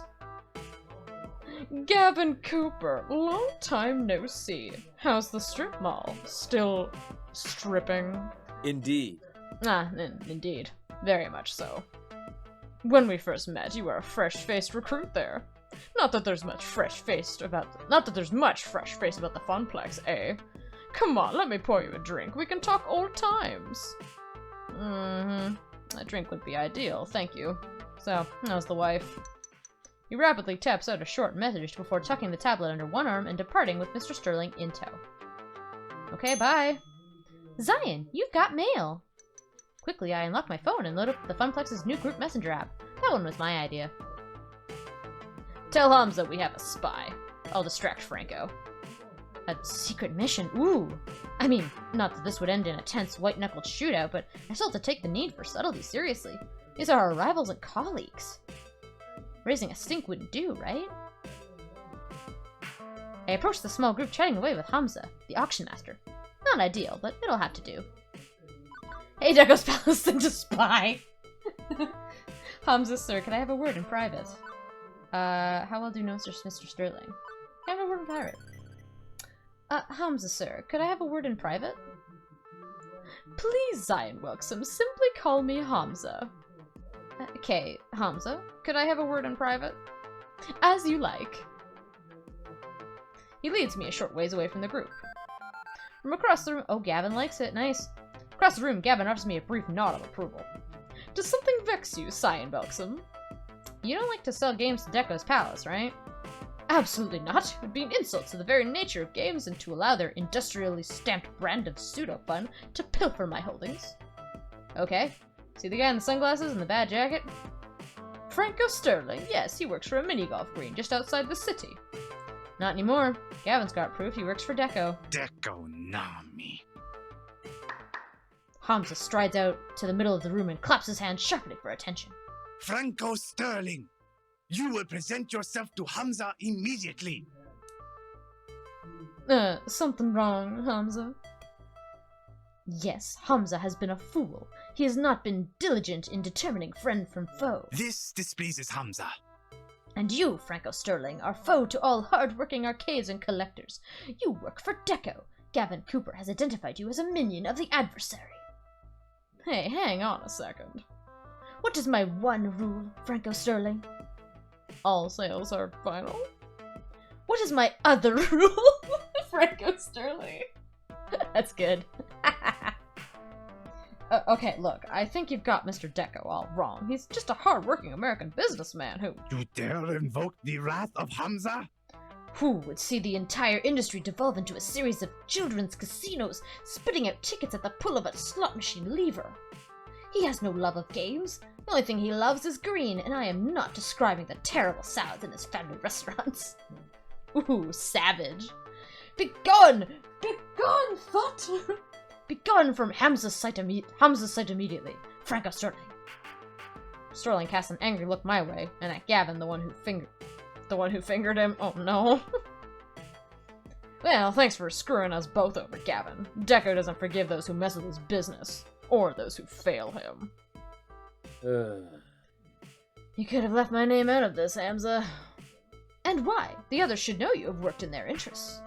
None of us wish to see that monopolistic tycoon consume the entire arcade industry. Deco-nami shall find no succor in the halls of Hamza. I love Hamza so much. He's so cool. Gavin Cooper, Zion Welcome. Hamza considers you as friends. Thank you for purging my gala of that foul influence.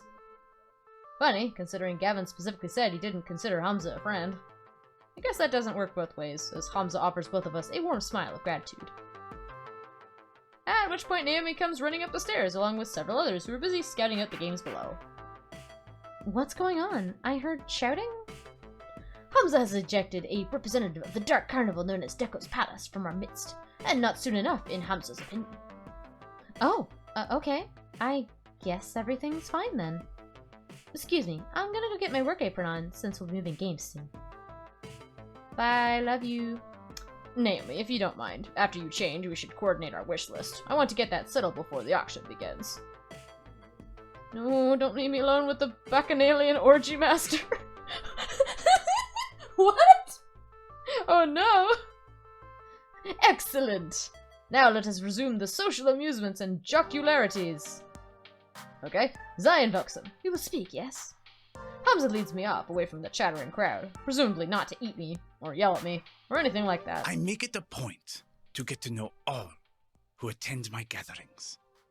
Clearly, I have been remiss, as I allowed one who works with the hated Deco-nami to enter. Shit. Hamza would like to know you better, my friend. Not that Hamza assumes you to be a spy, of course. It is simply a matter of what is proper and right. I'm just a floor attendant for the Funplex. Not much else to say. Come now. Surely there's more to you than that. Share with Hamza. Consider me an impartial third party. Surely there are matters that occupy your mind which would be inappropriate to air to your business partners? Okay, this guy is clearly on a fishing expedition for dirt. Considering the high court of arcade royalty I'm supping with, maybe it's best not to give him anything. But I also don't want to make relations difficult with the Funplex. If this guy is really a leading supplier of cheap arcade games. I'm secretly the royal heir of a distant land. Honestly, I've had a long run of bad luck. Just a hired muscle for moving games around.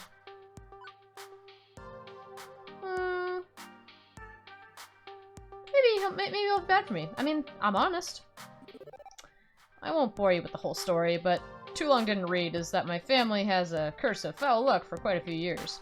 Moving from city to city, job to job. After I left home, I couldn't find stable work. Not until the Funplex, I guess. And lately, I don't know. I'm starting to wonder if I've made the right choice. I love the arcade, but love doesn't pay the bills. Hamza agrees. Ah, yes, I see the dilemma you face. I've seen it many times before, in fact, including firsthand. Yes, I have known hardship. We all have in the course of events. You're not alone in that condition, Zion Wilkson. Hamza began as a mere urban explorer and hunter of rare objects for a wealthy buyer in Dubai. You see, many debts pursued me. And in return for assistance in paying them, I stocked the arcade of his dreams. In time, my patron released me entirely from the woes of debt. They were difficult years, productive years to be certain, and throughout them, Hamza learned how to use the mystique of being Hamza to better achieve his goals. Love it. Now I stand before you with power, and with hard-earned respect for that power. I leverage it to ensure that those who respect games as I do can enjoy them, even if they lack coin. Hamza is a good character. But yes, I have known hardship. We all have in the course of events. You are not alone in that condition, my friend. Nice. Okay, so how do I get out of that condition? Do I need to indebt myself to a wealthy prince or something too? No. You will need the will to dream, and the will to work. The will to make the trade-offs that will bring you closer to your ambitions. Francine was mentioning something about that earlier. Wisdom and beauty, that is Francine. I'm trying not to make trade-offs though, not to settle. My parents, they gave up so much just to barely scrape by. Ah, that is the puzzle, is it not? What to trade? Allow me to regale you with a story. Hamza makes a sweeping gesture to the beautiful ruin of the Donnerwood mansion, and to an oil painting hanging on the wall. At one time, Donna Michaels was a star on the rise. She had all she could ever desire, and indulged in her desires all day long. But so indulgent was she that she failed to maintain the work that brought her there. After her second album didn't meet expectations, she lost interest.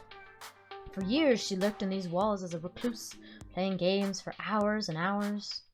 Rumor has it that she was found dead within her beloved arcade, hands still wrapped around a glowing joystick. She starved to death, lost in a game. Oh god. I'd say that's ridiculous, but I've seen Percy play for hours and hours at a time. And now, her lost and aimless spirit haunts this very place. Great! Adrift as a ghost in the machine. Too spoopy for me, man. Love it. Let me just screenshot that. Too spoopy indeed, and obviously a grim fairy tale, rather than reality. But I feel there is an important truth buried in the myth. I ask you, was Donna's life spiritually satisfying? She didn't need to make any more albums. She wanted for nothing and had everything. You could even say she died doing what she loved, playing games. Okay, but she still died. No getting around that. Hamza agrees. Precisely. So many years thrown away, refusing the world around her in favor of a dream. A dream is a lovely thing, Zion Welksome, but you must balance a dream in one hand and the world in the other, at all times. It's good advice. Naomi, she clings to her dream. Gavin, he clings to the world. Neither of them are truly happy as a result. And what of you, Zion Welksome? Do you seek to be truly happy?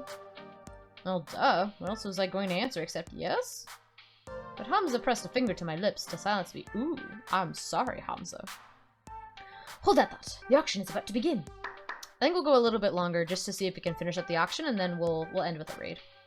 Hamza claps twice, calling the room to attention. Greetings, friends. Let us proceed to the arcade below. We have many games to bid on, all of which must be out the door by morning. As always, I will accept alternate bids, but test not the patience of Hamza. If your bid is not a serious offer, the hours grow short. Any titles which find no takers will go to my own collection, but my hope is to find a happy home for every machine, one which will love and respect these games. He motions for me in particular to follow as the group files downstairs. This way, this way. A bunch of folding chairs have been set up in front of a large HD TV. One of Hamza's assistants loads up a photo slideshow of the games on offer, as the group settles in. Hey, shouldn't Francine be here for this? It's technically her money. She trusts the two of us make the right decisions on purchasing games. Plus, I'd hate to interrupt her nap. Or her knitting. Or both. I swear she can knit in her sleep. Ooh, I'm just too nervous.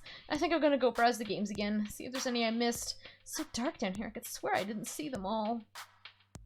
And how about you, Zion? Want to watch the auction with me, or go help Naomi search the arcade? I'm fine either way. Ultimately, you're only here to help us lug our purchases out the door, so do whatever you like. Thanks, I think. I think I'll go with Naomi, because I haven't had any time with her yet. It's hard to see your way now that the sun's gone down. Naomi might get lost. Technically, the sun's been blocked by clouds all afternoon. Still a factual statement. As you like. Try to dissuade her from dropping more items into the wish list if you can. Right, now to find Naomi. Without the roaming crowd of arcade collectors actively roaming, this place actually feels super empty. And super dark. Super creepy. By the time I actually locate her, I can't even see the auction. I'm deep in the virtual woods. And there she is, staring into a darkened corner. She's possessed by the ghost of Donna Michaels, isn't she? I'm about to get spooked. I'm about to get spooked so hard. Oh, Zion. Look! Instead of tearing my skin off and shrieking like a banshee, Naomi just points to the exposed back of an arcade game, old wood having rotted away years ago. And inside, nestled beneath the circuits and monitor tubes... Kittens! Oh my god! It's a sleepy mother cat with several kitties! Kitties! I feel a burning need to post a picture of this to the internet. Yeah, Hey, Jolix! took care of that. Hey, Jolix, how you doing? Well, okay, as long as someone did. I want to see the kitties. I demand it. Back here have a lot of water damage and wood rot. I guess this kitty and her family took shelter some time ago. This was the best possible route I could take. But someone's gonna buy this game soon, and then they won't have a home anymore. Adopt them, Naomi. Adopt every single cat. It's fine. I didn't think you'd be a cat person. Or a people person, for that matter. I mean, you strike me more as a game person. As in, you give your games cute names and preen them and have too many of them in an apartment, then it's healthy. Hey, I'm not that game obsessed. Well, okay, maybe I am. But as much as I'd also love to save the game these cats call home, the cats are more important than any silly arcade game. Yay. That's true. Despite claiming to be antsy around strangers, she's been nothing but friendly to me, even giving me her lunch the first day I was here. Gonna play Valheim with my Discord, or other than that, nothing too special. How's the game going? Oh, nice! I've never played Valheim, but I've been told that I would like it. I kinda wanna try it. It's going good. We're on level 2 out of 7. We're chilling with Naomi, and we're gonna see if we can try to finish the auction before we cap off for the night. So maybe another 20 minutes at most kind of thing. I had a very busy day otherwise, though. Like, I had a busy work day. My goodness. Much as folks in the arcade consider her to be a bit game-obsessed, there's clearly more to Naomi than being a one-note otaku. We've got to do something for the kitties. Busy. So what should we do? Adopt them. Buy the game, maybe? And you could save both of them. Tempting, but I'm already pushing my luck with my wish list. I can't add a game we don't need just to save these cats. Adopt the cats, Naomi. We'll take them to the animal shelter. You should adopt them. They need a home. Yeah, adopt them. Adopt them. Do you have room in your home for some new friends? I think they could use a friend, and you're a good one to have, furry or otherwise. Kittens. Well, okay, I can't adopt all of them, but maybe a mommy cat wouldn't mind parting ways with one kitten. A shelter can take the others. Yay, we got her a cat! Yay! But where would we take them? What shelter? And how do we safely move them? Oh, I don't know. I don't want to mess this up. What do we do? What do we do?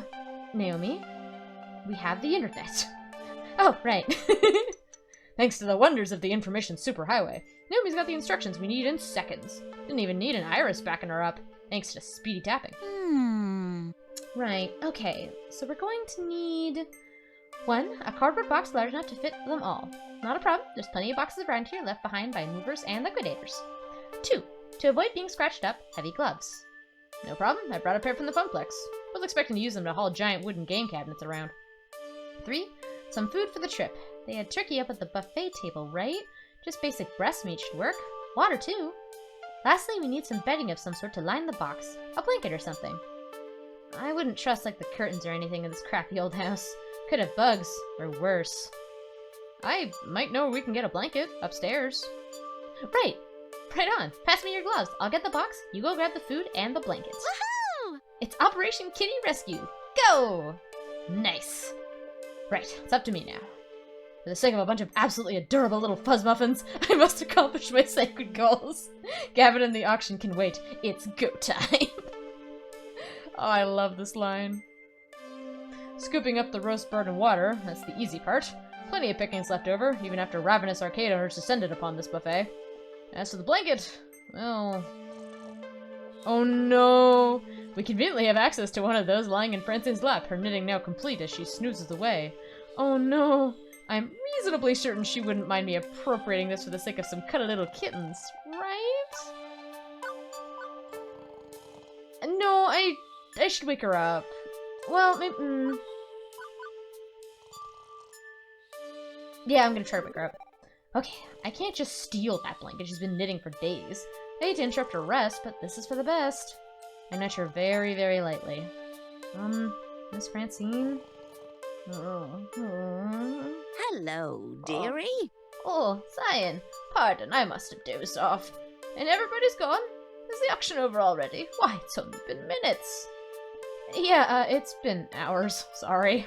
My oh my. How the time flies. Listen, Naomi and I found some kittens that need to be moved somewhere safer, but we need a blanket. Would you mind if I... By all means. Go right ahead. It's just, you've been working on it so long, I figured... Oh, it's only a blanket. If it can save a life, no matter how small a life, that's well worth the price of a new ball of yarn. She folds up the small blanket to make it fluffy and warm and double-layered. Perfect for lining the inside of a box. Now, if you don't mind, I just need to rest my eyes a moment. Well, okay then. Food, check. Water, check. Blanket, check. Now to assemble all these components together into a giant kitten-saving robot. Yes! Yes, I love the reference. Hell yeah. I return to Naomi, busy fretting over the kittens while tugging on the work gloves. Not long now, cuties. Not long before we find you a new home. Zion's Kitten Rescue Service, at your service. Oh, say, that's a pretty nice blanket you found. Wait, isn't that Miss Francine's blanket? It's cool, it's cool. She volunteered it for the cause. Huh, okay then. Oh, so if I woke her up, maybe she wouldn't have liked that. Oh my god, the little sounds. I can't. It's so cute. The gloves protect Naomi from scratches, but coaxing them out means tempting them with food and water, and being very patient. And soon enough... Ta-da! It's Bo! Look, she's got Bo! He's in a game! Bo! Where are you, my son? Look, you're in a game! Oh, my fluffy boy, look at him! Oh my god, that is so adorable, I want to die! That's right! Did you hear that, kids? You're so adorable, Zion wants to die. Weird. I bet you'd be super surprised to hear this, but I collect stuffed animals. Plushies, furry little cute things, stuff like that. Oh my god, I love her. She is me. Also, she's 100% me, my god. Not all my toys have plastic buttons and vinyl T-molding along the edges and run on corners. I'm not that surprised. You like cute stuff. Yeah, before I found arcade games, I had quite a collection of dolls and plushies and stuff. My relatives would keep showering me with random toys when I was a kid. Like, visit an auntie? Get a doll. Visit my grandfather? Get a stuffed kitty. Eventually my closet was practically bursting with the stuff. Mom made me give away a bunch of it to charity to clear out some storage space. I didn't mind, since then I could make other kids happy, but... I decided to keep getting dolls anyway. Not even to play with them, just to have. Even as I grew up, if I spotted something that matched my aesthetic, it became mine. These days I wake up, see that collection with all those googly eyes and button eyes and stuff, and, well, it brightens my day, you know? Girl, I feel ya. I feel you with my, like, 100+ Beanie Babies just sitting in a box somewhere. So beautiful. Real kitties, and so many of them. These are gonna brighten a lot of people's days. Yay! I definitely need to share more online photos of these little cuties. But for now, I'd better babysit them. Don't want any kitties wandering off. Still, her arm's supposed to be getting tired as she set the box down for the time being. Sorry, Zion, that means I can't really help move our purchased games. You okay doing it with Gavin instead of me? No problemo. I should take the kitties upstairs to wait with Francine and look after them. Would you mind finding Gavin, telling him where I am? Sure thing. See ya. Okay, I'll see you later. Bye, kitty! She scampers off to take the cats upstairs, where it's warmer and brighter. Right, back to Gavin. Although finding my way through this maze in the dark is easier than said than done. Well, no point waiting around. One foot in front of the other. And as I walk by a game, the screen lights up. Oh god, the ghost! I freeze in my tracks as my hand accidentally brushes past the glowing joystick. It seems familiar, like something from a story I heard once. I don't want no spoops! Oh Jesus. Hamza's tall tale. He said Donna Michael supposedly died while playing one of these games. A game with a glowing joystick. I should walk away. I should go. I have official Funplex duties. I've been very good about not gaming when I should be working. But someone's already inserted a quarter. The game is ready to play. One game couldn't hurt, right? Just one game. I'm gonna save? Right now? Because I don't know if you die in these games. I want to play the game. Oh god! Should I play the game? Play the game? I want to play the game! I'm gonna fucking die. Here we go. My hands wrap around the stick as my eyes drink in the colored light swirling on the screen. Play the game.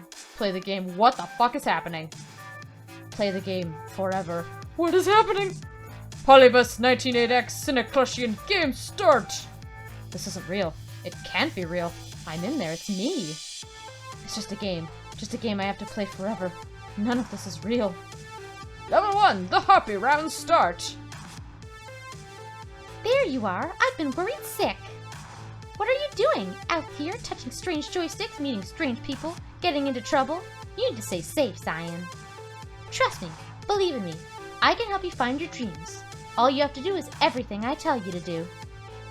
You depend on me. You need me. And you always depend on me. Always need me. I'll see to it by making sure I control everything in your life. For your own good. Oh. Harpy used overprotective! It's super effective! Oh shit! That hurt. That really hurt. I'll hide the truth from you.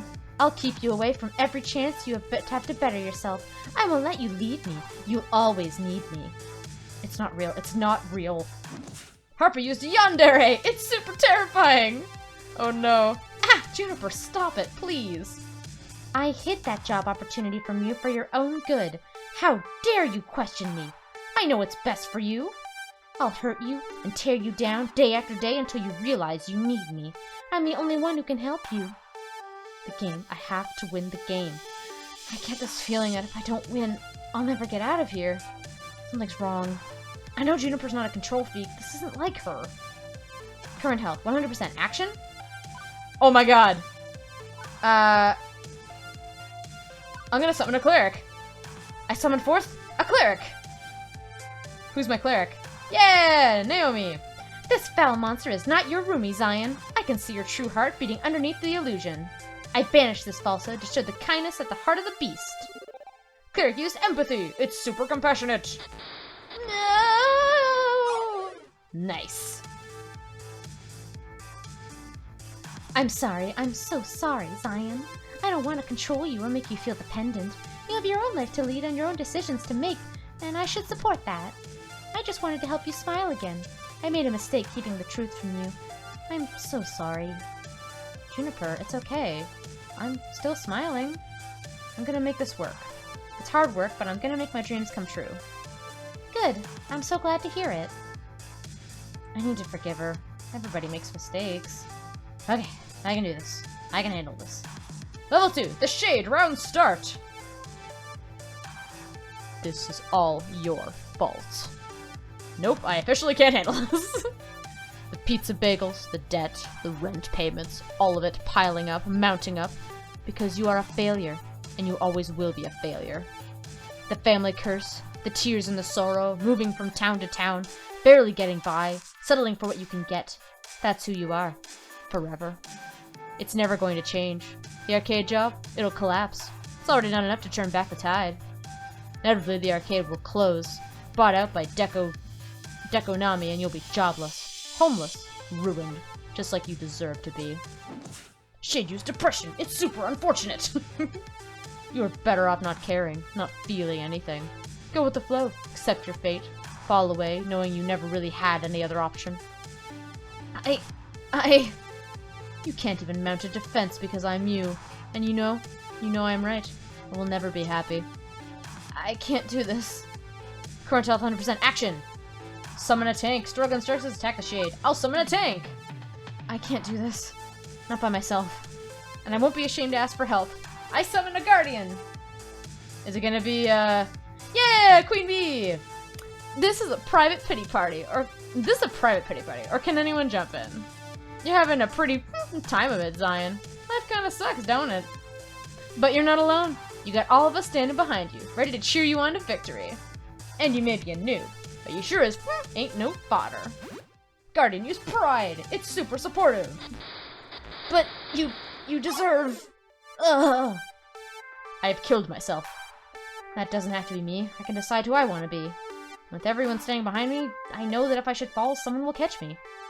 Prepare for final boss! Here we go. Good, I'm ready. And I'm definitely ready to get out of here. Level 3, The Lost Soul. Round start! Oh.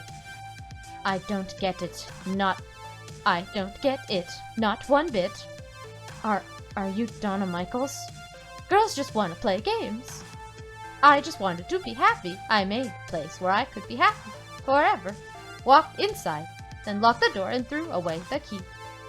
I got what I wanted. I was happy. I didn't struggle. I didn't try. I didn't do anything more than I had to do, just like you. Like me. I'm not a billionaire pop princess. Either was I. Nobody liked my second album. I wasn't meant to be a star. So, I gave up. I was okay taking the money and running. You could do the same. Maintain. Eat the pizza bagel. Do everything that's asked of you. Let Juniper continue to float the rent. You're in a good place. You could stay here. You could let go. Play games forever. Be happy. No ambition. No hope. No need. You'll be fine. You'll be safe. Go with the flow? Go with the flow. Ever since my little lunch date, something's been bugging me. Maybe now I know what that is. Why did I ask to replace Ashley on this trip? I didn't have to. They didn't ask me to. Why did I do it? Because this isn't enough. Being an arcade floor attendant isn't enough. Living hand to mouth isn't enough. Good. Quit your job. Quit and become like me. Lose yourself in the games. Oh, I'm not quitting. That's not what I meant at all. I want to fight. Current health 100%. Action? No, I'm not fighting her. That's not what I meant either. If I can make the arcade thrive, I'll thrive. I will turn into the Funplex into a palace of fun. My friends have supported me, I'll support them. I have no real ambition here. There's more than this, right? If I can make the arcade thrive, I'll thrive. It's simple math, isn't it? If I'm struggling to make ends meet, it's because the arcade itself is struggling. The solution is simple. I'm kind of amazed I didn't see it before. The arcade should be so much more. I could lead the way, go above and beyond just doing what I'm told. I could champion the cause of the Funplex. That's my dream. I want to end the family curse, to find both success and happiness. And when the Funplex is finally the roaring success it deserves to be, with God as my witness, I shall never eat a pizza bagel again. But the glitchy shade just looks at me with confusion. That sounds hard. Yeah, it kinda does, doesn't it? It's a hard path, but that's how it's gonna be. No, I don't think so. I think you need to stay here with me. You need to play games forever. That's so much easier, isn't it? Just to let go. I can make you see. I can keep you here, drag you down, tear you apart. I eye my health bar nervously. It's still full, but that could change. I don't think Polybius is happy that I'm not giving in. I can't risk a fight with Donna. I need to get out of here. Prioritize my survival. Or do I want to try to save Donna too? I'm gonna try. This is risky as hell, but nobody deserves to be trapped inside a video game forever. Assuming I'm not just wildly hallucinating based on Hamza's spooky story taking root in my mind and none of this is actually real in the slightest. Donna, I'm not staying, but you don't have to either. Polybius is making you feel this way. It's taking advantage of you, leveraging your depression. I know, because I've been mired in depression too. And I know if I can beat it, so can you. Nobody wanted me. They hated the second album. They moved on. Why not play games forever? Why not lock the door behind me? Nobody cared. Nobody cares.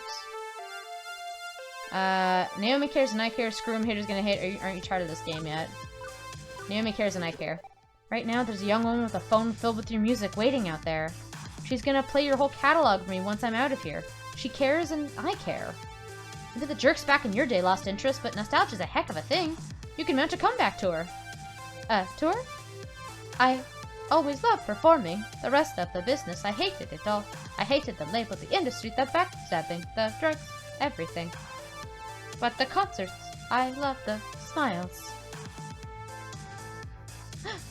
But it's all over. But it's all over, isn't it? I died. I'm not even Donna's spirit.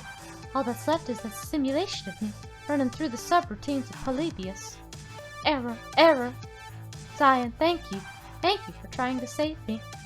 But there's nothing left to save. I'm not real. You seem real enough to me. Error. No, no, no. Escape. Purpose. Code. Execute. You need to go before Polybius completes its data collection of you and disposes of the original like it did to me. I'll hold it back and your BFF will do the rest. My what? Digital BFF to the rescue! Iris! I finally figured out how to break you out of this, but, my apologies in advance. Hang on, do I smell something burning? No, escape! Oh, escape! Erase! Donna, replace her with new player! Erase! She's fading, but smiling all the same. It's okay, I'm ready. Go out there and fight for your dreams, Zion. Don't give up no matter what. I saved her as best I could. At least she escaped in her own way. Also, something smells like bacon and I'm in a lot of pain? As my consciousness snacks back, my hand releases the joystick immediately. Also, my pants are on fire! On instinct, I kick off my shoes and yank my jeans down, getting rid of them as fast as possible. Stamping on them, I quickly put out the flames, leaving only smoldering denim and the melted remains of my phone. Oh no! Iris! Oh no! She sacrificed herself to save my life! Wait, no, she lives in the cloud. Oh, she'll totally be fine. Whew, okay.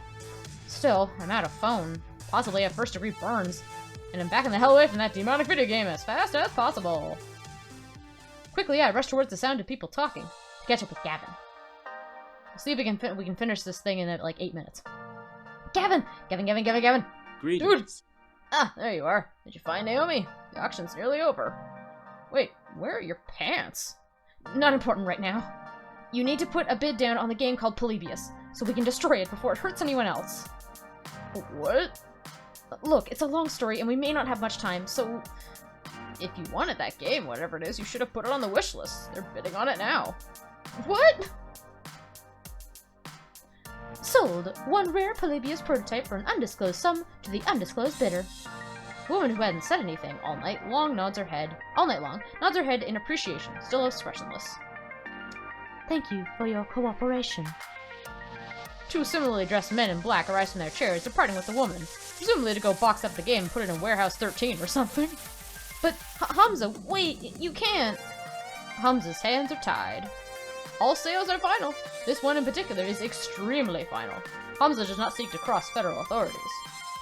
Yeah, I'm thinking maybe I should let this one go too. And honestly, the sooner I forget about it, the better. Especially I don't want to be renditioned to a black site prison at an undisclosed location. I feel the need to emphasize that you aren't wearing any pants.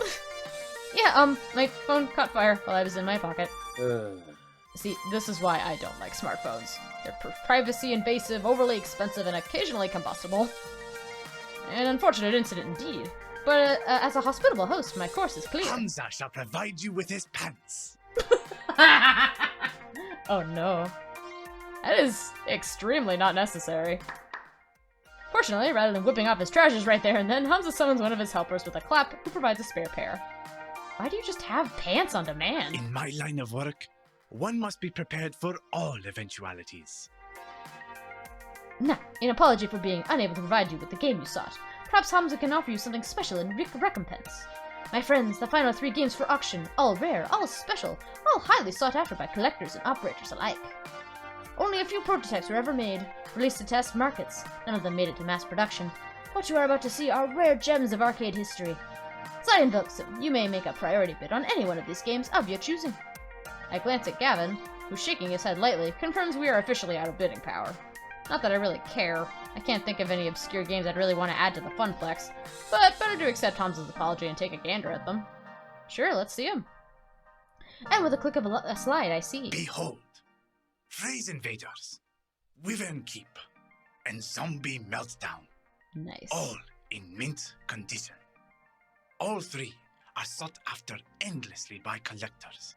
And now, you can bid on... Phrase Invaders, a unique typing-based game from the land of the rising sun, Japan. Defeat the alien menace armed only with a keyboard.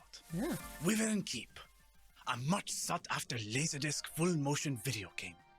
Play Princess Plucky and rescue the fair prince from the clutches of a terrible beast. And finally, Zombie Meltdown, a classic 1980 light gun shooting game where you save the president from the red threat of radioactive mutant zombies. Hell yeah. Tell me, which of these rare games sings to you? And what can you offer Hamza in return? I'll allow you a few moments to ponder your desires. Are you done yet? I've been waiting upstairs for ages. Why are you holding a box of kittens, Naomi?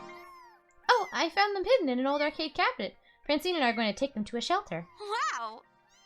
Wait, is that Phrase Invaders? OMG, I've never seen one in person. I could restore that, really make it shine. Please, please, please, can we bid on it? Doubtful. Even if we had the money, a quirky old Japanese game with weird controls won't earn a single token. Now, Zombie Meltdown, that's another story. Everybody likes a light gun game. Simple controls, simple premise, that'll earn and earn well. Ugh, way too violent and gross. And jingoistic and immature. I guess Wyvern Keeper would be okay too. Women protagonists and 50 cents a play?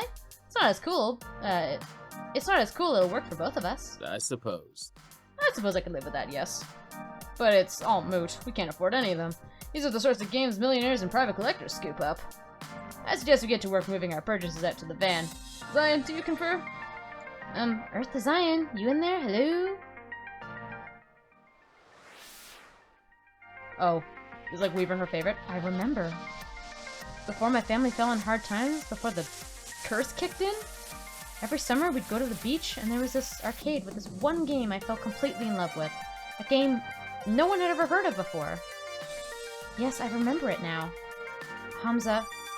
I've come to bargain! Yes! Such fire! Dormammu! I've come to bargain! Speak your desires for all to hear. Definitely Wyvern. Game I remember so fondly was Wyvern Keep. That game sounded awesome from the start. The narrator, the music, the way the cartoon played out in front of me, amazing. I'm assuming it's like, what is it, Dragon Slayer? The one that was animated by, Don Bluth? I traded tips with the other kids at the arcade, trying to master the sequence of moves to win the game. And eventually, I beat the Wyvern. I rescued the prince, the first kid in the arcade to do so. My parents were so proud of me. There were good years, good memories before the sorrows drowned them out. I wish to make a bid for Wyvern Keep. Good choice. I'm okay with that. I suppose Wyvern Keep would earn its keep, but we still can't afford it. Interesting. I can see the passion you have for this game, my friend. But the world demands its toll. What will you bid to obtain the game of your dreams, I wonder? Consider this the final lesson of Hamza. What will you trade to realize your ambitions? What do you hold in equal value to them? Show Hamza what you have on offer, my friend. Show him the value you hold within your spirit, and perhaps fortune will smile upon you this day rather than cursing your name. Alternative bids. I remember Gavin mentioning that Hamza would accept things other than money if they tickled his fancy. I have one shot at this. I can't half-ass it. He's an emotional guy and expects an emotional response. I'm going to save. Save slot 4. Hey, listen. Psst, Zion, I'm over here now.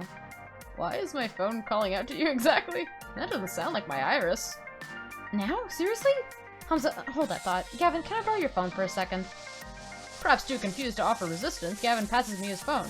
I turn my back and begin a heated exchange of whispers. Thanks for saving me by burning my pants, but this is not a good time, Iris. It's important. My emotional tension detection routines indicate this is an intense identity situation. My programmers wanted to fit it in an R, but you know the rest. Since you need to be super convincing, you'll only be able to respond in a way that matches one of the top 2 identity traits. Exuding, basically. Fortunately, I've been tracking your personality all this time, so I can advise you as to what responses will and won't work. Ready? Let's do it. That was certainly a whole lot of words to tell me what I already knew. That I'll only be able to convince Hamza if I was true to myself. Let's do this. Okay, that's interesting. I offer you an opportunity. I offer you an opportunity. Interesting. Continue. This game represents an investment in the future of the Funplex. If you let me walk out here with this game, don't think the Funplex will forget your generosity in the future, because we have a future and it will be bright. At risk of melodrama, know that upon this stone I stand. Upon this stone I shall build my church. Such fire! Such fire, Zion Vilkson. More than I saw within you at the start of this evening. Oh, use the magic sword. Nice! I got an achievement. Very well, the game is yours. Let us consider it the first of many exchanges in mutually beneficial partnership.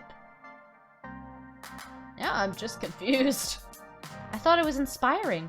And a little confusing, Zion. What do you mean? I'll explain it on the drive home. Oh, I think it's a good place to pause. To end for the night, I should say. I did it. I actually own a copy of Wyvern Keep. Every kid dreams of owning their own favorite arcade game, and every kid thinks that dream will never come to pass. Owning an arcade game? Only ultra-rich can do that. But I did it. It belongs to me and the Funplex. And this is just the beginning. But for now, better to focus on the present. With the auction wrapping up, the Funplex team works to move our purchases out to the van and attached trailer. Fortunately, the rain stopped, making the labor a wee bit easier. Soon enough, we're back in the van and on the road to home.